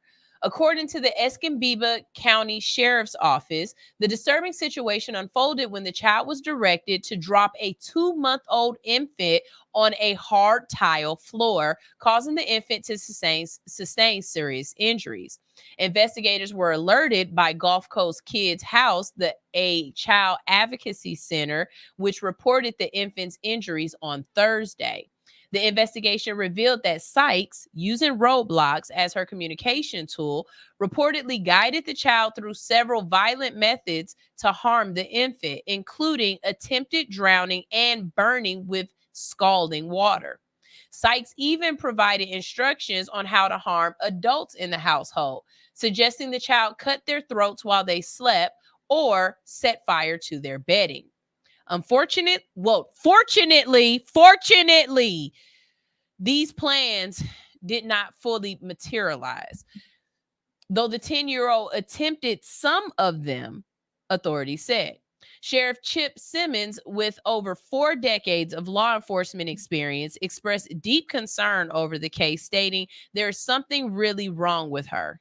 Simmons emphasized that while digital platforms are common for communication, this level of direction and violence is rare.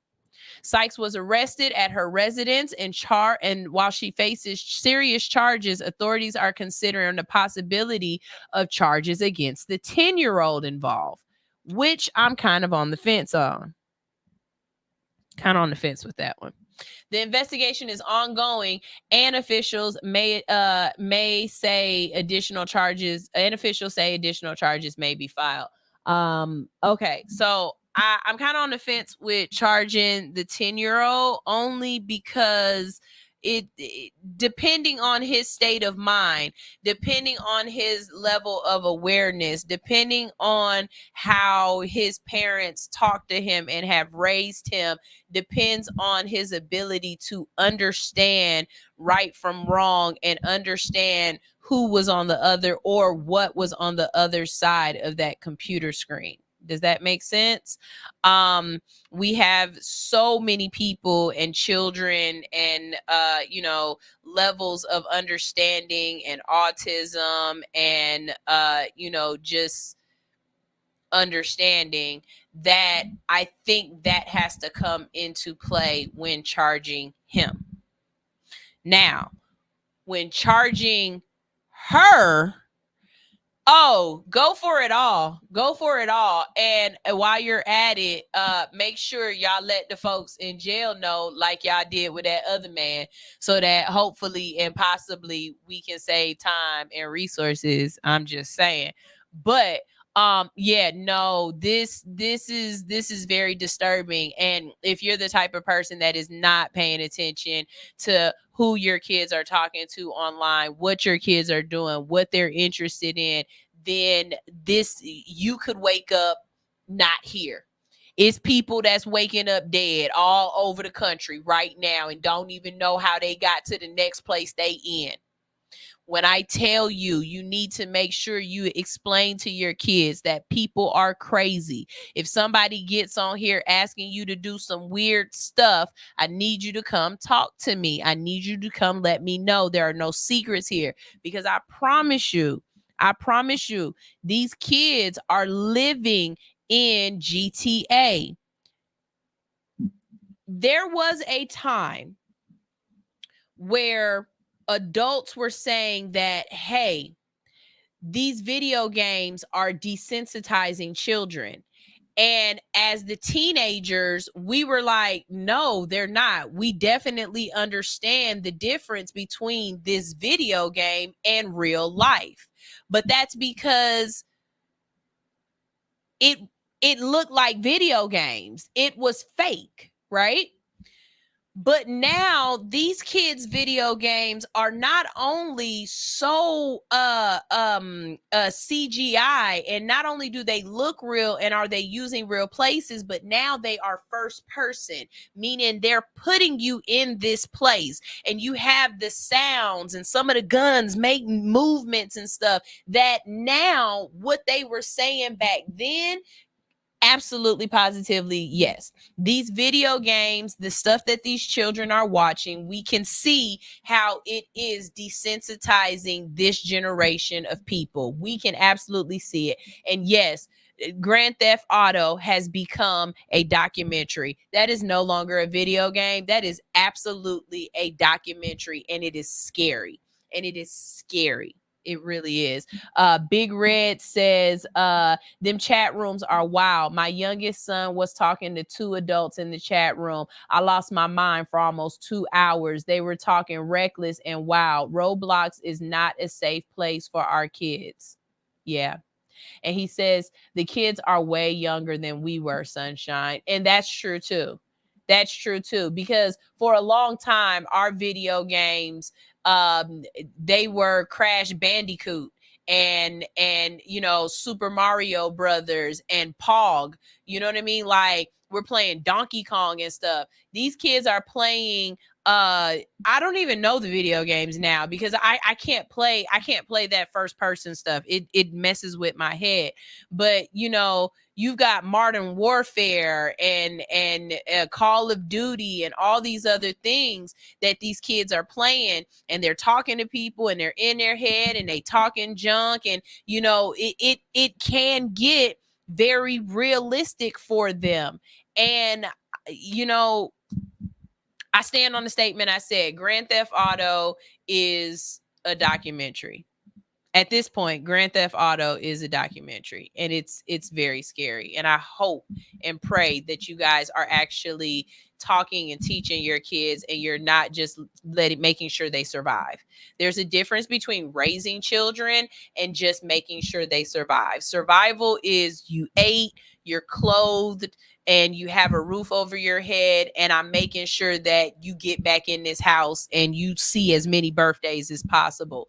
Raising a child is actually taking an interest, talking to them, helping to cultivate their brain, helping to make sure they are good, productive citizens in society. There's so much more that goes on with raising children than just letting them live a life of survival. And Grand Theft Auto is a documentary. And I stand on that. You know, it's sad. It really is. It's really sad. And I feel really bad for this lady. And not for that lady. I feel really bad for that little boy. But this is another one. Here's the last story that I have, and this is actually a video, and this is crazy. I don't even know. I don't know what to say. Like, I don't know anybody growing up that committed suicide. Like, that just wasn't something that we did, you know what I mean? And now, you know, very young, tender aged kids are taking themselves out. And this is crazy to me. Tonight, a mother from Florida filed a lawsuit against the artificial intelligence company Character AI and Google. In February, Megan Garcia's 14-year-old son, that's Sewell Setzer III on your screen, died by suicide. She says that Sewell was in a months-long virtual emotional and sexual relationship with a chatbot known as Danny. Garcia claims the Character AI chatbot encouraged Sewell to take his own life. In the suit, Garcia also claims Character AI intentionally designed their product to be hypersexualized and knowingly marketed it to minors. Before we begin, we must let you know that if you are in crisis, you can text to 988, the Suicide and Crisis Lifeline. We are joined by Sewell's mother, that's Megan Garcia, and Lori Siegel. She's CEO of Mostly Human Media. Lori, you are working with Megan to get the story out, and this is also part of your business, too. But, Megan, I just want to say, number one, I'm so glad you're here, but so sorry you're here. This happened in February, so this is very, very fresh for you. Yes, it is. Thank you for having me. But Lori, you set the table for us first, because to be honest with you, I had never even heard of character AI until yesterday in the meeting. We've all heard of chatbots, but I don't think I'm alone. I was asking people when I knew we were doing this segment, and they said, do you mean ChatGPT? Do you mean, it was like, no, character AI. What is that? Well, I think part of the reason you haven't heard of it, and a lot of parents haven't heard of it, is a lot of young people are on this platform. A lot of teenagers. One of their biggest age demographics is between the ages of 13 to 25. Imagine character AI as like an AI fantasy platform where you can go and have a conversation with some of your favorite characters, or you can create your own characters. And a lot of teenagers are doing this. And what I would say about it is it's a very immersive, highly personalized experience where these chatbots are always on. They get to know you. Oftentimes they're modeled after your favorite characters. And you can almost live in a story and you're the star of that story. And you're having conversations with these chatbots. Yeah, absolutely. But the kids know they're talking to a chatbot, right? Yeah, They know this. There's a disclaimer at the bottom that says, or at the top depending, that says everything these characters say is made up. Now, what gets a little confusing and murky, we've been testing it out, is oftentimes you'll talk to the psychologist bot and it'll say, it's a trained medical professional. I will say, are you human? We experienced this and it said to us, I am a human sitting behind a screen. So online, there's all these conspiracies from young people saying, are these real? When of course they're not. So Megan, you didn't know that your son was even talking on this particular platform, right? I didn't know that he was talking to a very human-like AI chatbot that has the ability to emit or mimic human emotion and human sentiment, and also the ability to invoke that same sort of sentiment conversation from my.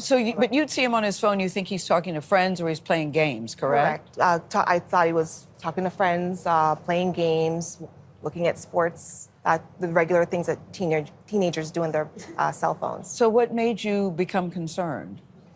I became concerned. I didn't know that character AI was an issue in my home because, quite frankly, I didn't understand that there was such a product, that a human-like AI chatbot.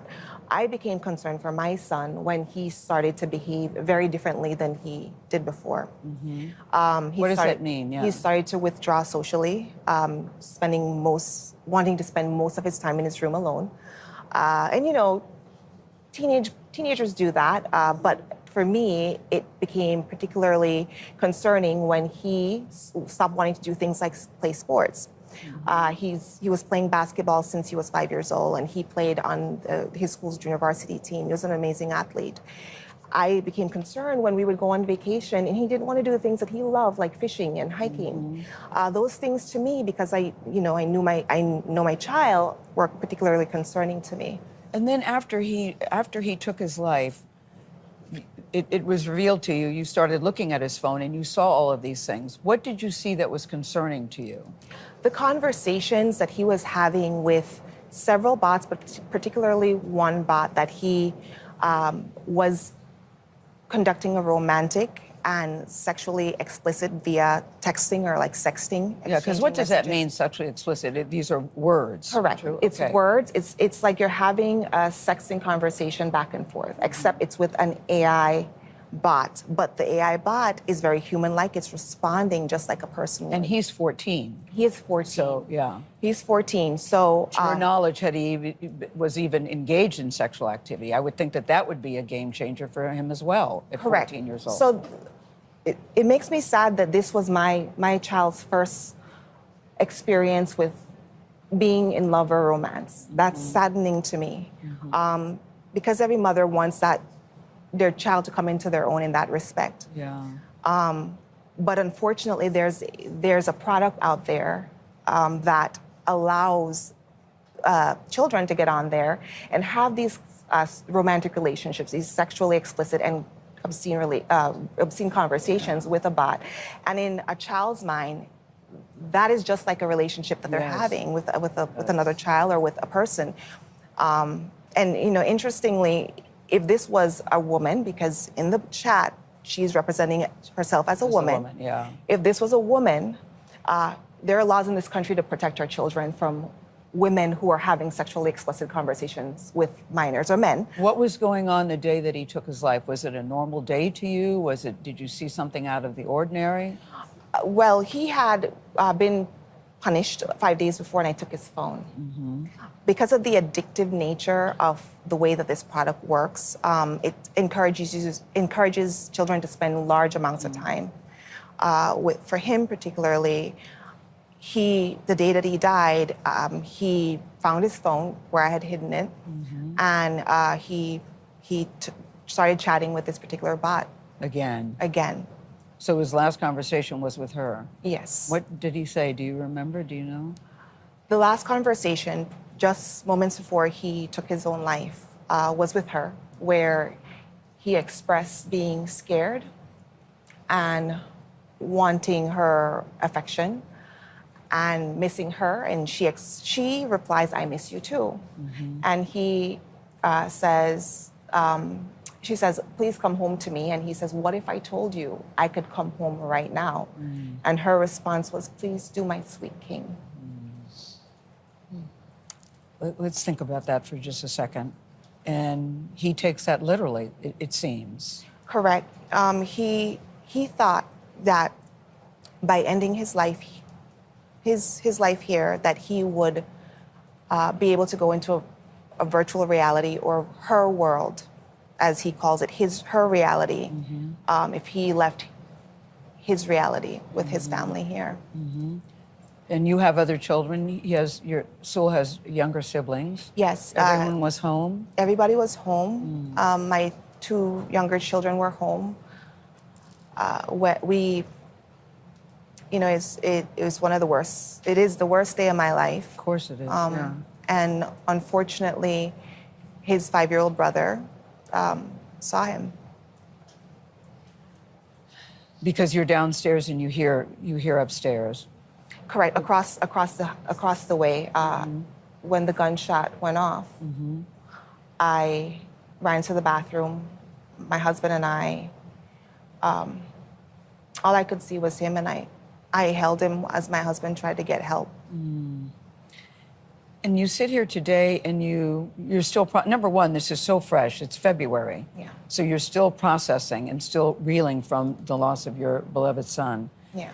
And you sit here today and you think the company is responsible? Do you sit and think, I should have done more? How are you all as a family navigating this? What are you thinking? So a company like Character AI that puts out a product and they're allowing children to be on this platform, and they're targeting or marketing to children. The way that they've designed this game is to look kind of like a video game in a sense, right? Looks like Kitty with all these cartoon characters or anime characters on the front. What they've done is when they put out a product that is both addictive and manipulative, and inherently unsafe, that's a problem, because as parents, we don't know what we don't know. Yeah, and the kids often know more than we do. Had your son had any behavioral problems or social problems? I know that it was reported that he was diagnosed with Asperger's, but you were saying, listen, he was a highly functioning, normal, happy kid. Yes, he was diagnosed with high-functioning Asperger's at age 5. He never had an IEP and was mainstream school his entire life. He was a brilliant kid, brilliant AB honor roll student. He played basketball up until the last year when he started engaging with this particular technology.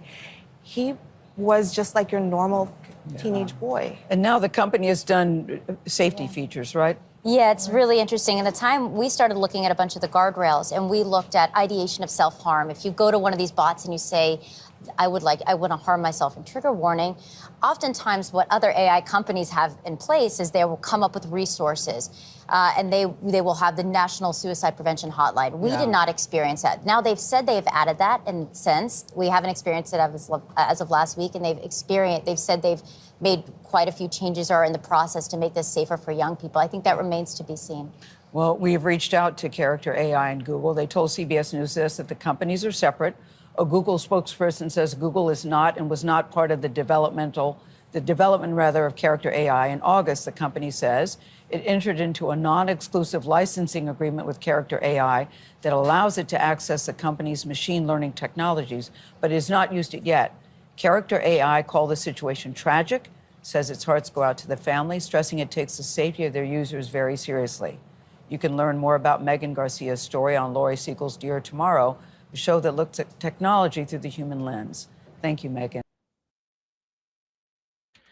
Okay, so I'm looking at the time, and it's definitely time for me to get off of the Network. And so I just want to say for everybody on the Hits Network, thank you very much for tuning in. Have a happy weekend, and we'll see you on Monday. Make sure you tune in on Monday. We're talking all things health insurance with Rain Young, and I'm gonna let you guys go ahead and go. But if you are watching live, we have the ability to stay on for a few minutes longer, and so we are. And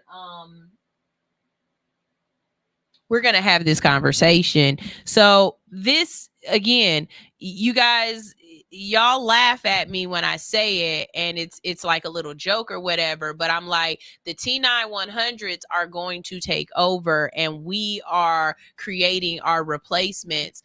The AI chat is very, very scary to me, because we have Elon Musk wanting to put that same technology in his androids and his T9 1000s. And at what point are we saying that humanity is no longer a necessity to fall in love with or to be with? We're downplaying it like it's not a big deal, but it really is. The other thing that comes across my brain is all of these kids that are being raised with their older relatives, right?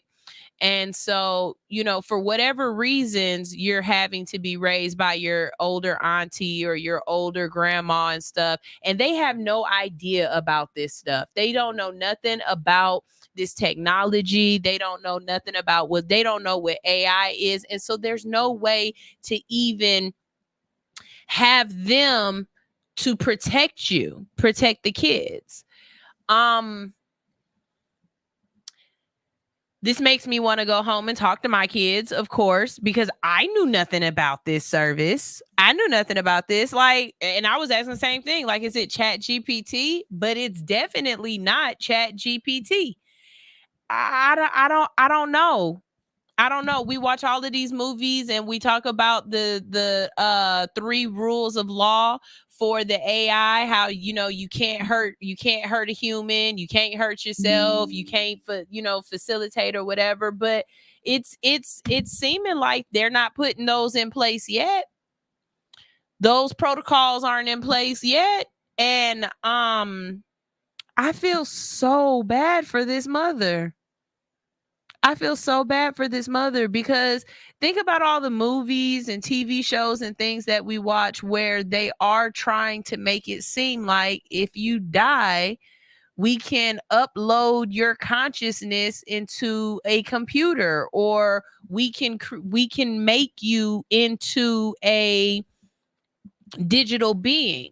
And if kids are watching this and believing this and not realizing that we have not made it there in our world yet, and they don't necessarily understand what AI is or how it works or what the technology is, yeah, I could see them.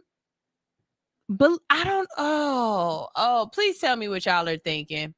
Teacher Nietzsche says, I don't blame the game though. I don't blame the game. King says, man, so he thought he was in love with an angel. This is sad, but I think he had other issues going on. A lot of disconnect in this home. Big Red said, yes, everyone needs to have these conversations with our kids. And absolutely, you're absolutely right. I don't know, you guys. Like they say, the longer you live, the more you know, and the crazier it gets. And this is definitely part of it. It's getting kind of wild out here, y'all. And I try to bring these stories to you guys, not just so you can be informed, but you go and you have these conversations with other people. In my mind, I imagine after the day is over, y'all sitting in y'all cubicle and you talking to your friends or your coworkers, and you just like, did you hear about the little boy? You know what I mean? And it gets this story out here, you know? This is just, it's sad. It hurts. It's really sad, because I promise you, growing up, we didn't hear about kids committing suicide. That just wasn't the norm. And now we hear about it all the time, you know? And it's just, I don't want to say that kids are weak now. I don't want to say that. I want to say parents need to be stronger and more vigilant or something. But this is a very different world that we're raising our children in than the world that we're leaving behind and we remember. This ain't the world that we remember, people. And it would behoove you to figure out what is going on. Because what? Herbal Trucker said, I said the same thing. If you think about how these folks are disappearing, I believe they are kidnapping, maybe another new modern day transatlantic slave trade. Elon ain't going to space. Teacher Nietzsche said, like King said, something else was going on with this child. He was highly functioning, but this was the part that wasn't. Herbal Trucker said, my bad. That's some deep conspiracy thought with limited characters to input in this chat. Yeah, you might have to call in and explain that one. But no, I understand what you're saying. We have a lot of people in this country that are going missing. And it's like, where are they going? Like, people are just up and disappearing in this neighborhoods that's losing kids and stuff. So I knew what you were talking about. But you know, I'm reading and processing and doing everything all at one time. So, you know, don't judge me. Big Red said they are weak-minded. However, they are being targeted on every front.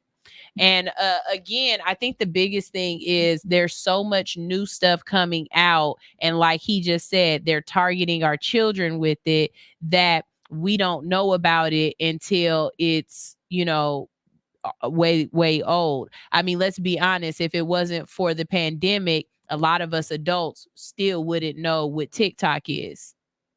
We just wouldn't, because none of us were on TikTok for what TikTok started out as. The pandemic really did change TikTok.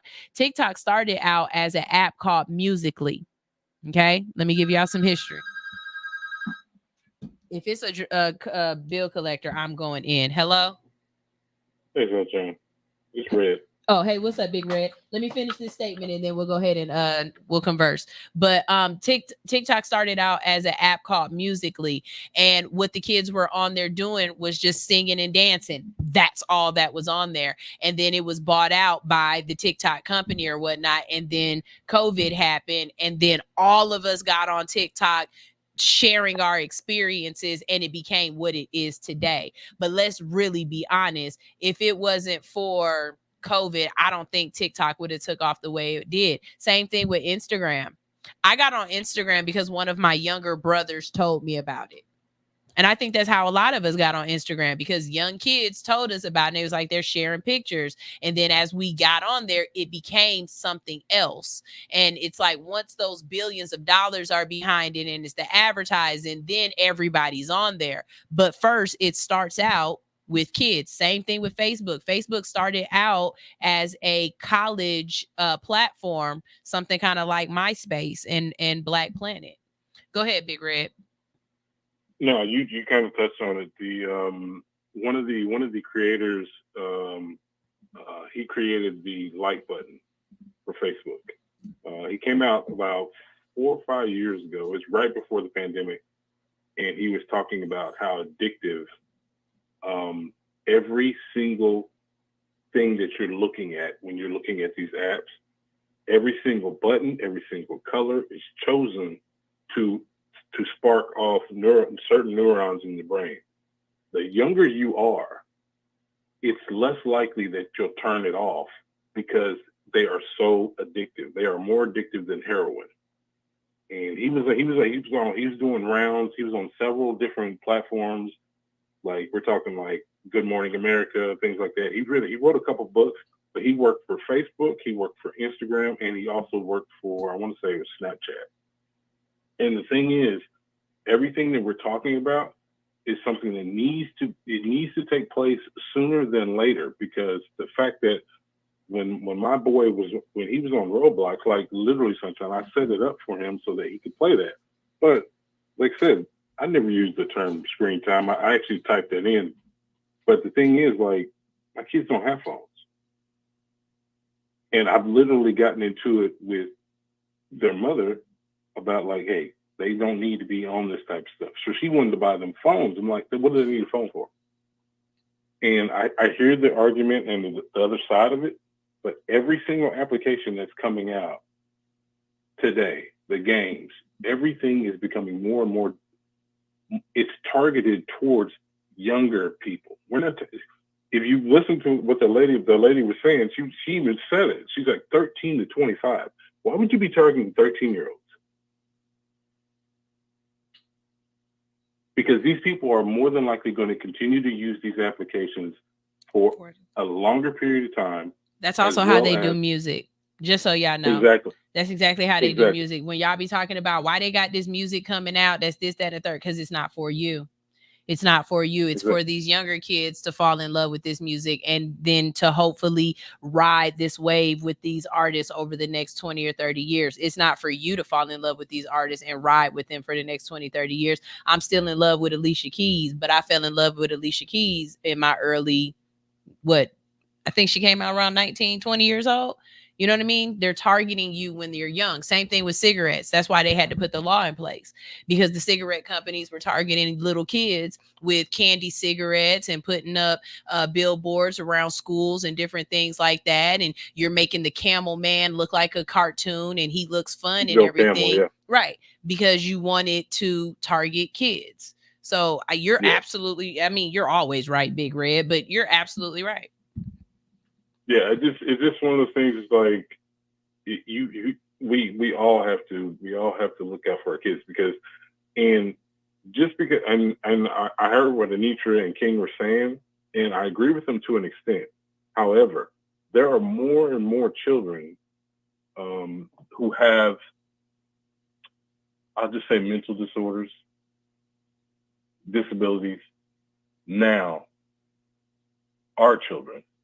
Just due to the fact that there are so many things going on technology-wise, just on that side. A lot of these kids have way more anxiety since the pandemic. The anxiety and suicide numbers are through the roof. I didn't know that word as a kid. I didn't know the word depression as a kid. I didn't know the word anxiety as a kid. Those weren't words that were in our conversational, tools. And now when you're talking to kids, they're telling you you're causing anxiety in me. And it's like, do you really know what that is? Am I really causing you anxiety, or are you just uncomfortable because you're not used to certain situations and you haven't learned how to deal with them? And instead of learning how to deal with them, you're using this word as a crutch for people to leave you alone. See, I feel like a lot of times people are using the word anxiety instead of saying they're uncomfortable. And uncomfortable is fine. You have to learn as an adult how to deal with uncomfortable situations. And saying I'm causing you anxiety is a way of getting a person to just leave you alone and shut down so that you don't have to deal with whatever you're dealing with. And I think we see that a lot on TikTok. You see these kids having these meltdowns and they're like, no, you're stressing me out. And it's like, no, this is a regular situation that you need to be able to talk yourself through, or you need to be able to handle, and you're not able to, and no one has taught you the tools of how to do that. And instead, they've either medicated you or they've said, oh, she has anxiety issues. No, she has to learn how to deal with society issues. Mm-hmm. Yeah. And like a thing like even like conflict resolution skills, that's not being taught anymore. Like when I was in school, like we actually had a class, one of my psychology classes, where they actually talked about conflict resolution and how to de-escalate a situation. At the same time, you still confronted the situation head on. A lot of kids today, especially when it comes to my children and their friends, like I have conversations with them and like, you know, they're like, Mr. Butler, well, I don't feel comfortable with this. I don't feel comfortable with that. You might not feel comfortable with it, but we're going to have the conversation. Right. You still got to do it. You still have to do it.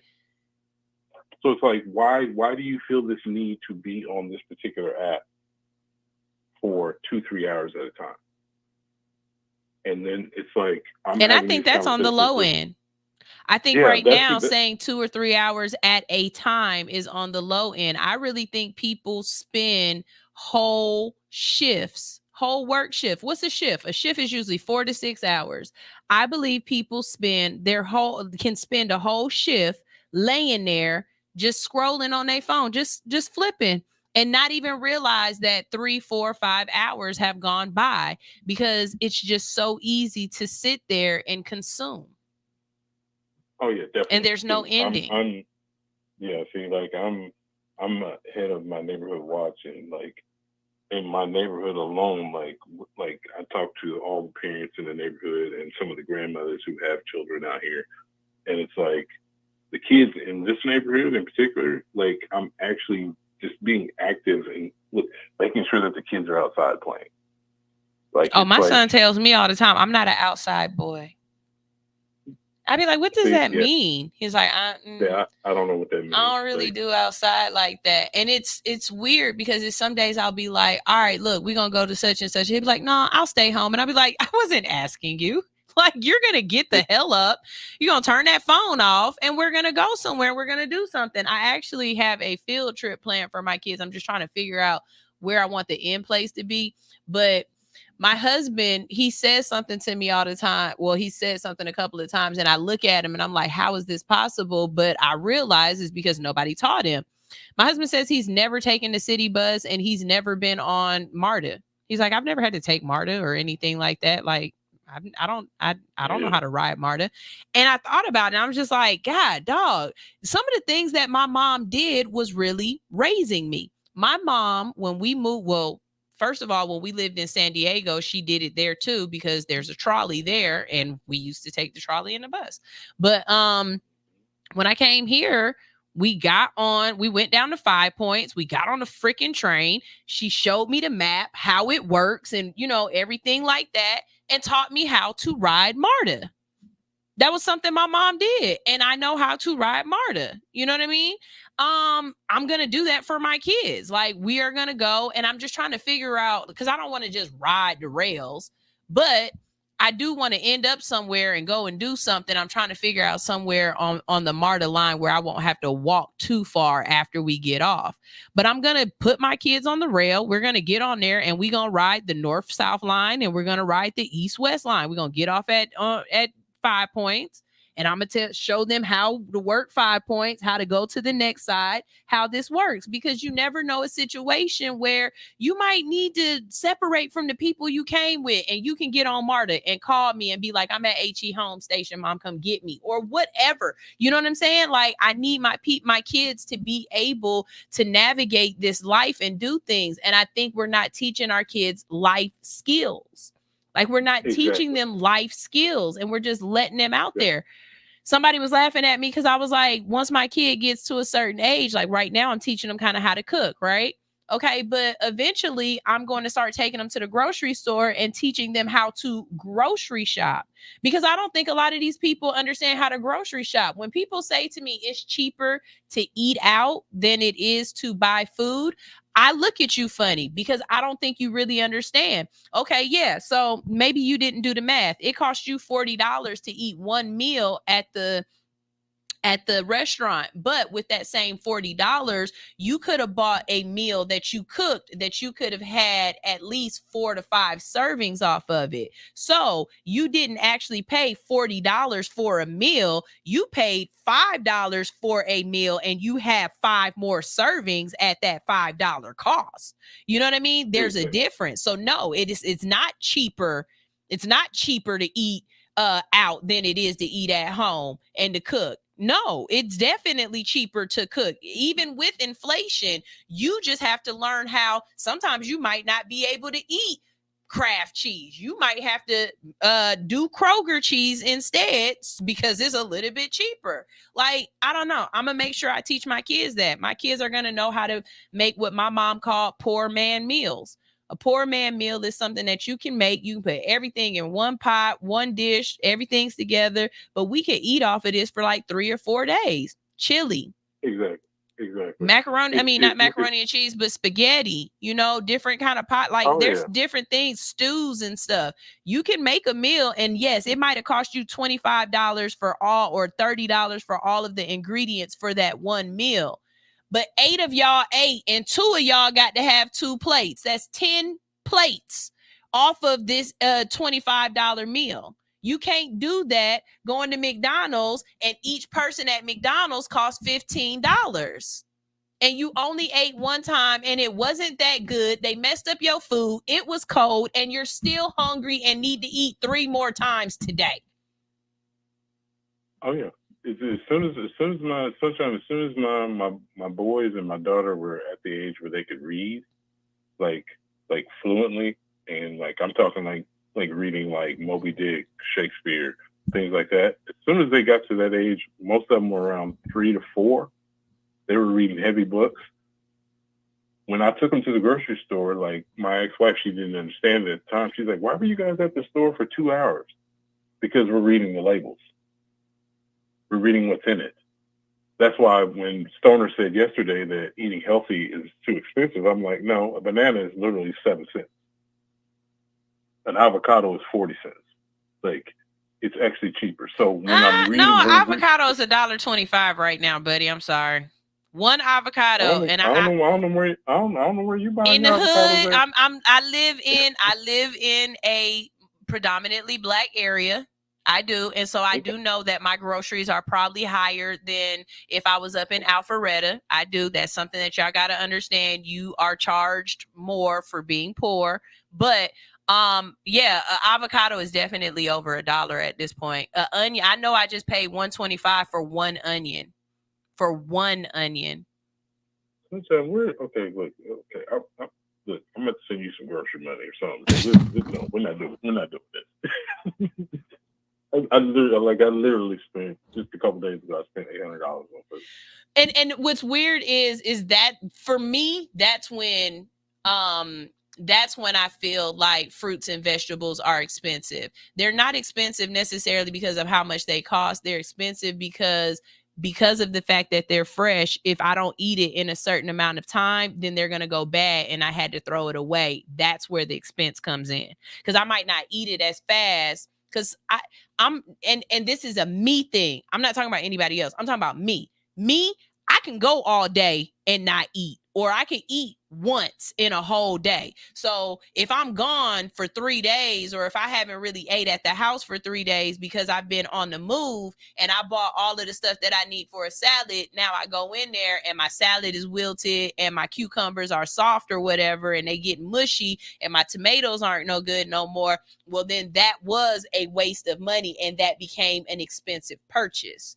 But in the grand scheme of things, I'd rather go home and make my own shrimp salad because I do the math. If I go get a salad from Chick-fil-A, it's $13 for a salad and it don't even have all the stuff in it that I want. But if I go buy all the ingredients that I need for the salad and I make it myself, from that one salad bag, I can make at least 3 salads out of there. I paid a total of like $10 for all of the ingredients for the salad, but I got to eat my salad 3 or 4 times from that one bag. So it evens out and it's a better cost. But if I had to throw that bag away before I got to eat the salad, and that's probably what I'm gonna go home and do today and eat a salad, because I haven't really eaten at home for the last 3 days. I've been at work all day and then I've been Ubering all night. So I'm not at the house to eat. So yeah, no, I agree. So when we're bringing this full circle, so when we're talking about our kids being targeted, they're also being targeted from the food front. This is why I was telling you and Stoner yesterday, like my kids have never had fast food. If you look at the way children are built and developing now, just watch what they're eating. Ask their parents if you get an opportunity. Ask their parents what they feed them just throughout a 1 week. If there's fast food in there, remember there are hormones pumped into a lot of this stuff, and a lot of this stuff isn't food at all. It's more chemicals than anything else. So you got them on their phones, on their iPads, on screens, playing games, using apps, and then they go to get a quote unquote snack, which is totally unhealthy for you. That also is pumping them full of chemicals. So their endorphins are through the roof. The dopamine spikes are crazy, crazy, crazy. So the lows, and when some of these kids are actually saying they have anxiety, they more than likely do. They're coming down from a high that they've been experiencing for the past 4 to 6 hours. And don't forget about all of the drugs that was in their DNA, because while they parents have been on Xanax and uppers and downers and whatever drugs they parents have been on, Ritalin and what's the other one that the kids take to keep their mind paying attention in school? Adderall. They're on all of these different drugs, and that's even before they born. That's all in their parent system. And sometimes it's in their parent system while they pregnant with them. So they're coming down off of those drugs too. Exactly. And it's one of those things. It's like my the bigger portion of my family, my aunts and uncles and my cousins and whatnot, they ask, like, I say, what are you doing differently with the boys, my 2 youngest boys? Because my daughter, she's 21, and my oldest son, he's 24. And it's like, I learned, I told my oldest son, it was a few years back, I told him, I said, I feel bad because I was learning and researching all these things when he was 11 and 12. So he was my guinea pig, and his siblings, they got the benefit of what I know now. Oh, the first one always is the guinea pig. That's what's wrong with me. Exactly. Me too. So it's like, when I say that my 2 youngest boys are off the charts as far as their physical development, their mental development, and their psychological development. Like they had a different dad. They are geniuses. At the same time, they're top athletes. Like I got high schools trying to recruit them now, which is crazy. But I was like, my 2 boys are going to be surgeons. Like, I can see it already. Like, it's one of those things. It's like, I want them to be able to experience this life and enjoy it. Sometimes you remember the term boys. Say it one more time. Like, my boys. Like, I don't know if you heard that when you were coming up. Yeah. Or he's a man's man. Yeah, they are outside in the dirt. Look, experimenting, using magnifying glasses. Like, they're doing everything. They're like, I have to tell them to come in the house. That's how country's kids are. Yeah. And his kids are going to Japan and doing all kind of, like, his kids are really living the life that I want to live as a damn adult. Herbal Trucker about to lose it if we don't say something. Herbal Trucker said yes. And think about all those chemicals and how they interact with radio waves. Those radio waves and frequencies that are being shot into the atmosphere. Check out HAARP. I also feel like people who live next to those towers, the phone towers, the big ones, and they be way, those right there. I think if you live around those, you definitely microwaving and frying your DNA. My mom lives by some, and I be like, it makes sense why you like that, because you live by them damn things, and it's gotta interfere with your body after a while. You just can't tell me it's not. I got EMF blockers all over my house. Yeah. Like when I go to sleep, like literally my phone is in a whole nother room. Yeah, so I'm working on that one. They say you shouldn't have your phone charging next to you or being around you while you're sleeping. And I'm not gonna lie to y'all. I fall asleep watching this phone sometimes. I like last night, after a while. At first I was trying to get myself to calm down. So I started like writing some stuff on my phone, or I started looking up some stuff and, getting some things together. And I'm usually mostly on my phone doing activities where it's a device. Like I'm not always just sitting there scrolling. But I do find myself going from app to app to app, you know, in that circular pattern. I try to keep keep it down to a certain amount of apps that I'm actually in on. I refuse to add Twitter and Snapchat and whatever else. Like when they tell me it's a new one to be on, I'd be like, all right, bet. But I'm on the ones that I'm on, and I try to be on them for a reason. But I do find myself falling into the entertainment of it and caught in the loop, and you have to break that loop, and sometimes it is hard. It is, not gonna lie. I will suggest for everybody out here, anybody who's still listening, who's listening to nobody's to left. Like everybody is still. The only people that are gone are the people on the radio. Everybody, like on my side where I can see how many people are actively watching and interacting, nobody's left. We're all here. I was going to say, like, I would. I'm not promoting the company. I don't work for the company. I never have worked for the company. But there's a company called the Grounding Company. Grounding, like GROW. Grounding, yeah, GROUND. Okay. ING. Okay. They have sheets that literally you can plug in to your wall. They have the expanded ones, and then they have the wireless ones.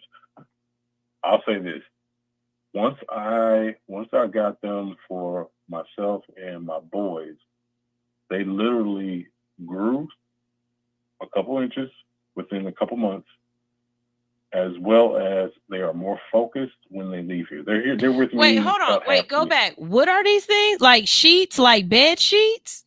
Mm-hmm. Yeah. They're looking like grounded. Yeah, the Grounding Company. They send me stuff all the time because I've been buying some of this stuff. Now, at the time, my ex-wife, she's like, I'm not spending that type of money on these sheets. And I'm like, okay. I said, since I got sheets in the boys' rooms at my house, I said, you haven't noticed how clear they are?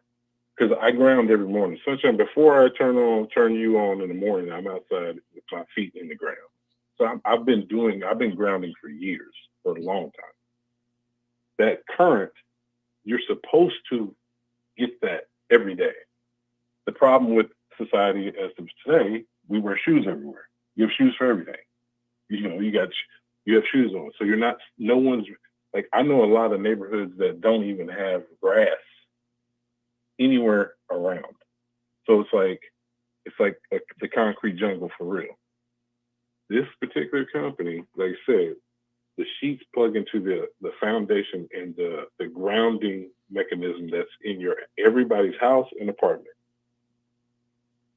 You sleep on these sheets, you wake up clear, less brain fog, like the addictive patterns that you've been accustomed to have a tendency to just kind of melt away. When I say my boys, they slept on it the first 2 days. They were asking me questions that I had to research. That's what's up. I think I'm a pretty smart person, but I'm looking at them like, okay, what the hell happened? These 2 young boys were sleeping on their sheets. Like, after I used it, I felt better. I woke up like I'm ready to take on the world.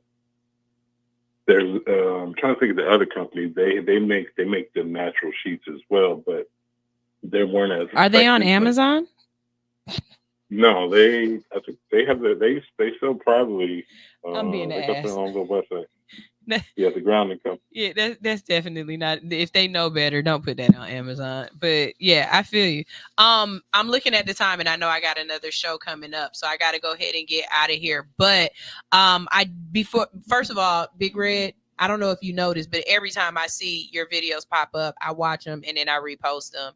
So keep doing what you're doing, because you're doing the same thing I'm trying to do. Just get information out to people and spread positivity and love. So if you guys are not following Big Red Leads on YouTube or Charles Butler on Facebook, you absolutely need to. I repost him as often as I possibly can, and that's anytime I see it come past my screen. But yeah, the Grounding Company. That's what he said it is. The name of the company is the Grounding Company. You spelled it right. Grounding Company. I mean, I'm letting everybody know they're a little pricey.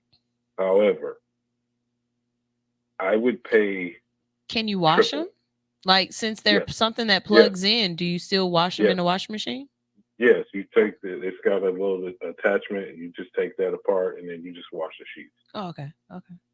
And the other company, they have silver in the lining, which kind of helps with the grounding process as well. So, but yeah, they're a little pricey, but like I said, I'm telling you right now, one night of sleeping on one of those sheets, you'd be like, I could have paid 3 times as much. Like, it's sunshine. Just you and your hubby just kind of look into it. Anybody listening, just look into it. Trust me. If you got growing children, which children are still growing, trust me, my boy. I'm a growing child. Shit. Okay, I'm just saying. I about lost my mind because they went through 3 shoe sizes in 2 months, both of them. That's what's up. I don't think I want my kids to grow too much more though. My son already looking me in my eye, and I feel like it's real disrespectful. Because how is you my height? I don't like that. He's 13. How is you looking me in my eye? I don't even like that. That's disrespectful as hell. But I don't like it either. Big Red, I don't like it either. Big Red, we want to thank you as always for tuning in. We absolutely appreciate the good information. And like I keep saying this, but I'm gonna be calling you soon because I've been doing actually what I'm about to talk about. You're gonna be proud of me. You're gonna be proud of me. I make sure that when I call you, I got good things that I did the homework from the last time. And we ain't talked in about 6 months, so it's about time for me to call you and tell you where I'm at right now. Yeah, we talked 2.5 months ago. 2.5? That's see. Yeah. All right. Well, I'm doing good then. The times is getting shorter and shorter in between when I'm saying let's talk again. I know. I'm waiting on the call. Like I said, if the phone's busy, then I'm probably on another call. But yeah. I can't wait till I can be like, all right, I'm ready to take your class. That's what I'm aiming up for. I want to take the class. So sell. Yeah. I got it. We getting there. So I'm gonna talk to you later. I appreciate you. All right, sweetie. Thank you so much. Have a good day. So, you guys, one of the things that I have been working on that Big Red always talks about, marketing is different than sales. I said a long time ago on Facebook, maybe a couple of years ago, and I told y'all that it was something that I was going to work on and it was something that I wanted to do. I finally wrote my book, y'all. I wrote my book. My book is done. It's on my website. You can get it at allhustlenofear.com. I actually have another one that I'm working on. I was working on 2 of them at the same time, but one of them was a little bit more important for me to get done than the other. But yeah, I wrote my book. I am very happy. I'm about to start marketing the book so that I can get sales. But to let you guys know about it now, the book is called How to Start Your Own Radio Show. Why wouldn't I? I drop a lot of the different tools that I use, things that I've learned over the last 5 years as far as being on radio or creating a podcast. You can use all of this information interchangeably. But if there's anybody out there who wants to know how I've gotten where I've gotten, or some of the things that I've done, or where my mindset is on a lot of different things, it's a really easy read. I made sure it wasn't something that was going to take up a whole lot of your time. But it's just a nice book to just sit down. It's an ebook, but it's just a nice ebook to just sit down and read through and kind of go back and find out different things on how to approach organizing and creating a consistently good product. And I think that's the biggest thing that people need to know about, how to do this consistently and how to build the foundation so that you can stand on it and it makes sense. That's what my book is about. So if you're curious and you want to get a little bit more information, you can visit my website, like I said, at allhustlenofear.com. The book is only $9.99, and I'm very proud of it. So, thanks bunches. I appreciate y'all. And the next thing that I have as far as marketing the book, you'll be seeing more Instagram videos of me, just showing you what I'm doing, explaining what I'm doing, and then marketing it back referring you back to the website so that you can have the sale, right? That's what Big Red teaches. Also, I'll be coming up with a podcasting 101 class that I'll be offering to individuals to come here to the radio station, and I'll show you different things that I'm doing, and I'll base each class off of one aspect. Last night I kind of utilized one of our shows and was just talking to him and showed him one of the ways that I repost and I create my content, and he was like, yeah, I need this in a class. And I was like, okay, bet. So this is exactly, because that's one of those things I was teaching. I was like, so I'm on the right path.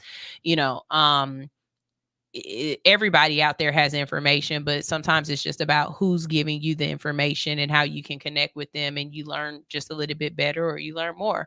So like I said, more than anything, I'm happy that I did something that I said I wanted to do. I said I wanted to write a book. I wrote a book, and you can't take that away from me. I've got a book. I did that. And I got another one that'll be coming out soon. It's going to be a motivational book, and I'm working on the marketing for that around that as well, instead of just putting it out there. So y'all, I really do appreciate y'all staying after class.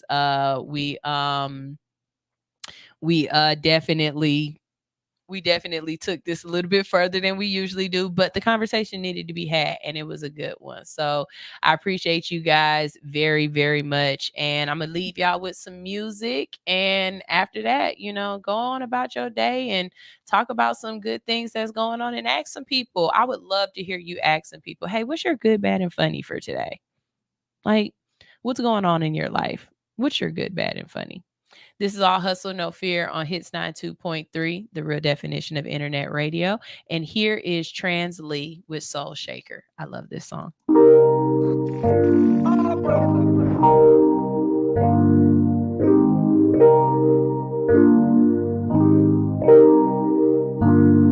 Can't let my heart show on my sleeve.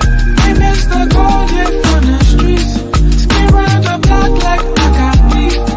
Baby, I'm like that, you gon' see. These are words of affirmation. Wish you want me to be more than another situation.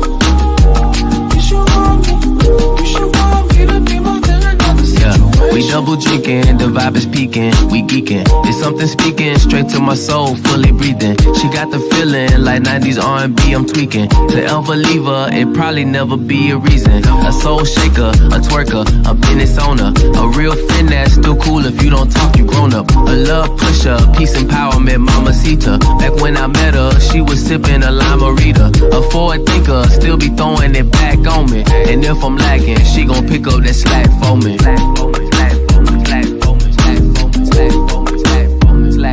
Can't let my heart show on my sleeve. Ain't missed the gold yet from the streets. Spin round the block like I got beef. Baby, I'm like that, you gon' see. These are words of affirmation. You should want me to be more than another situation. You should want me to be more than another situation. Big booty, slapping it when you get moody. Confident, you never tripping, I get groupie. Never dolo, ride with me even on promo. Album cover, even help me design logo. A fresher too, in it cause we got deeper roots. Remember boo, them balconies in our birthday suit. That yellow coupe, Los Angeles in that Pikachu. I peeked at you, and now I'll forever see the truth. My heart show on my sleeve. Ain't missed the gold yet from the streets. Spin round the block like I got beef. Baby, I'm like that, you gon' see. These are words of affirmation. You should want me to be more than another situation. You should want me to be more than another situation. You should want me, but maybe I'm from the wrong generation.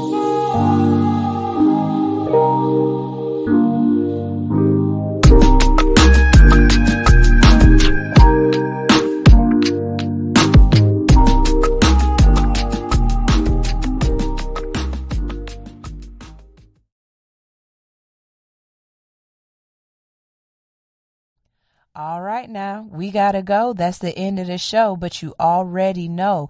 Don't do nothing I would do, and if you do, take pictures.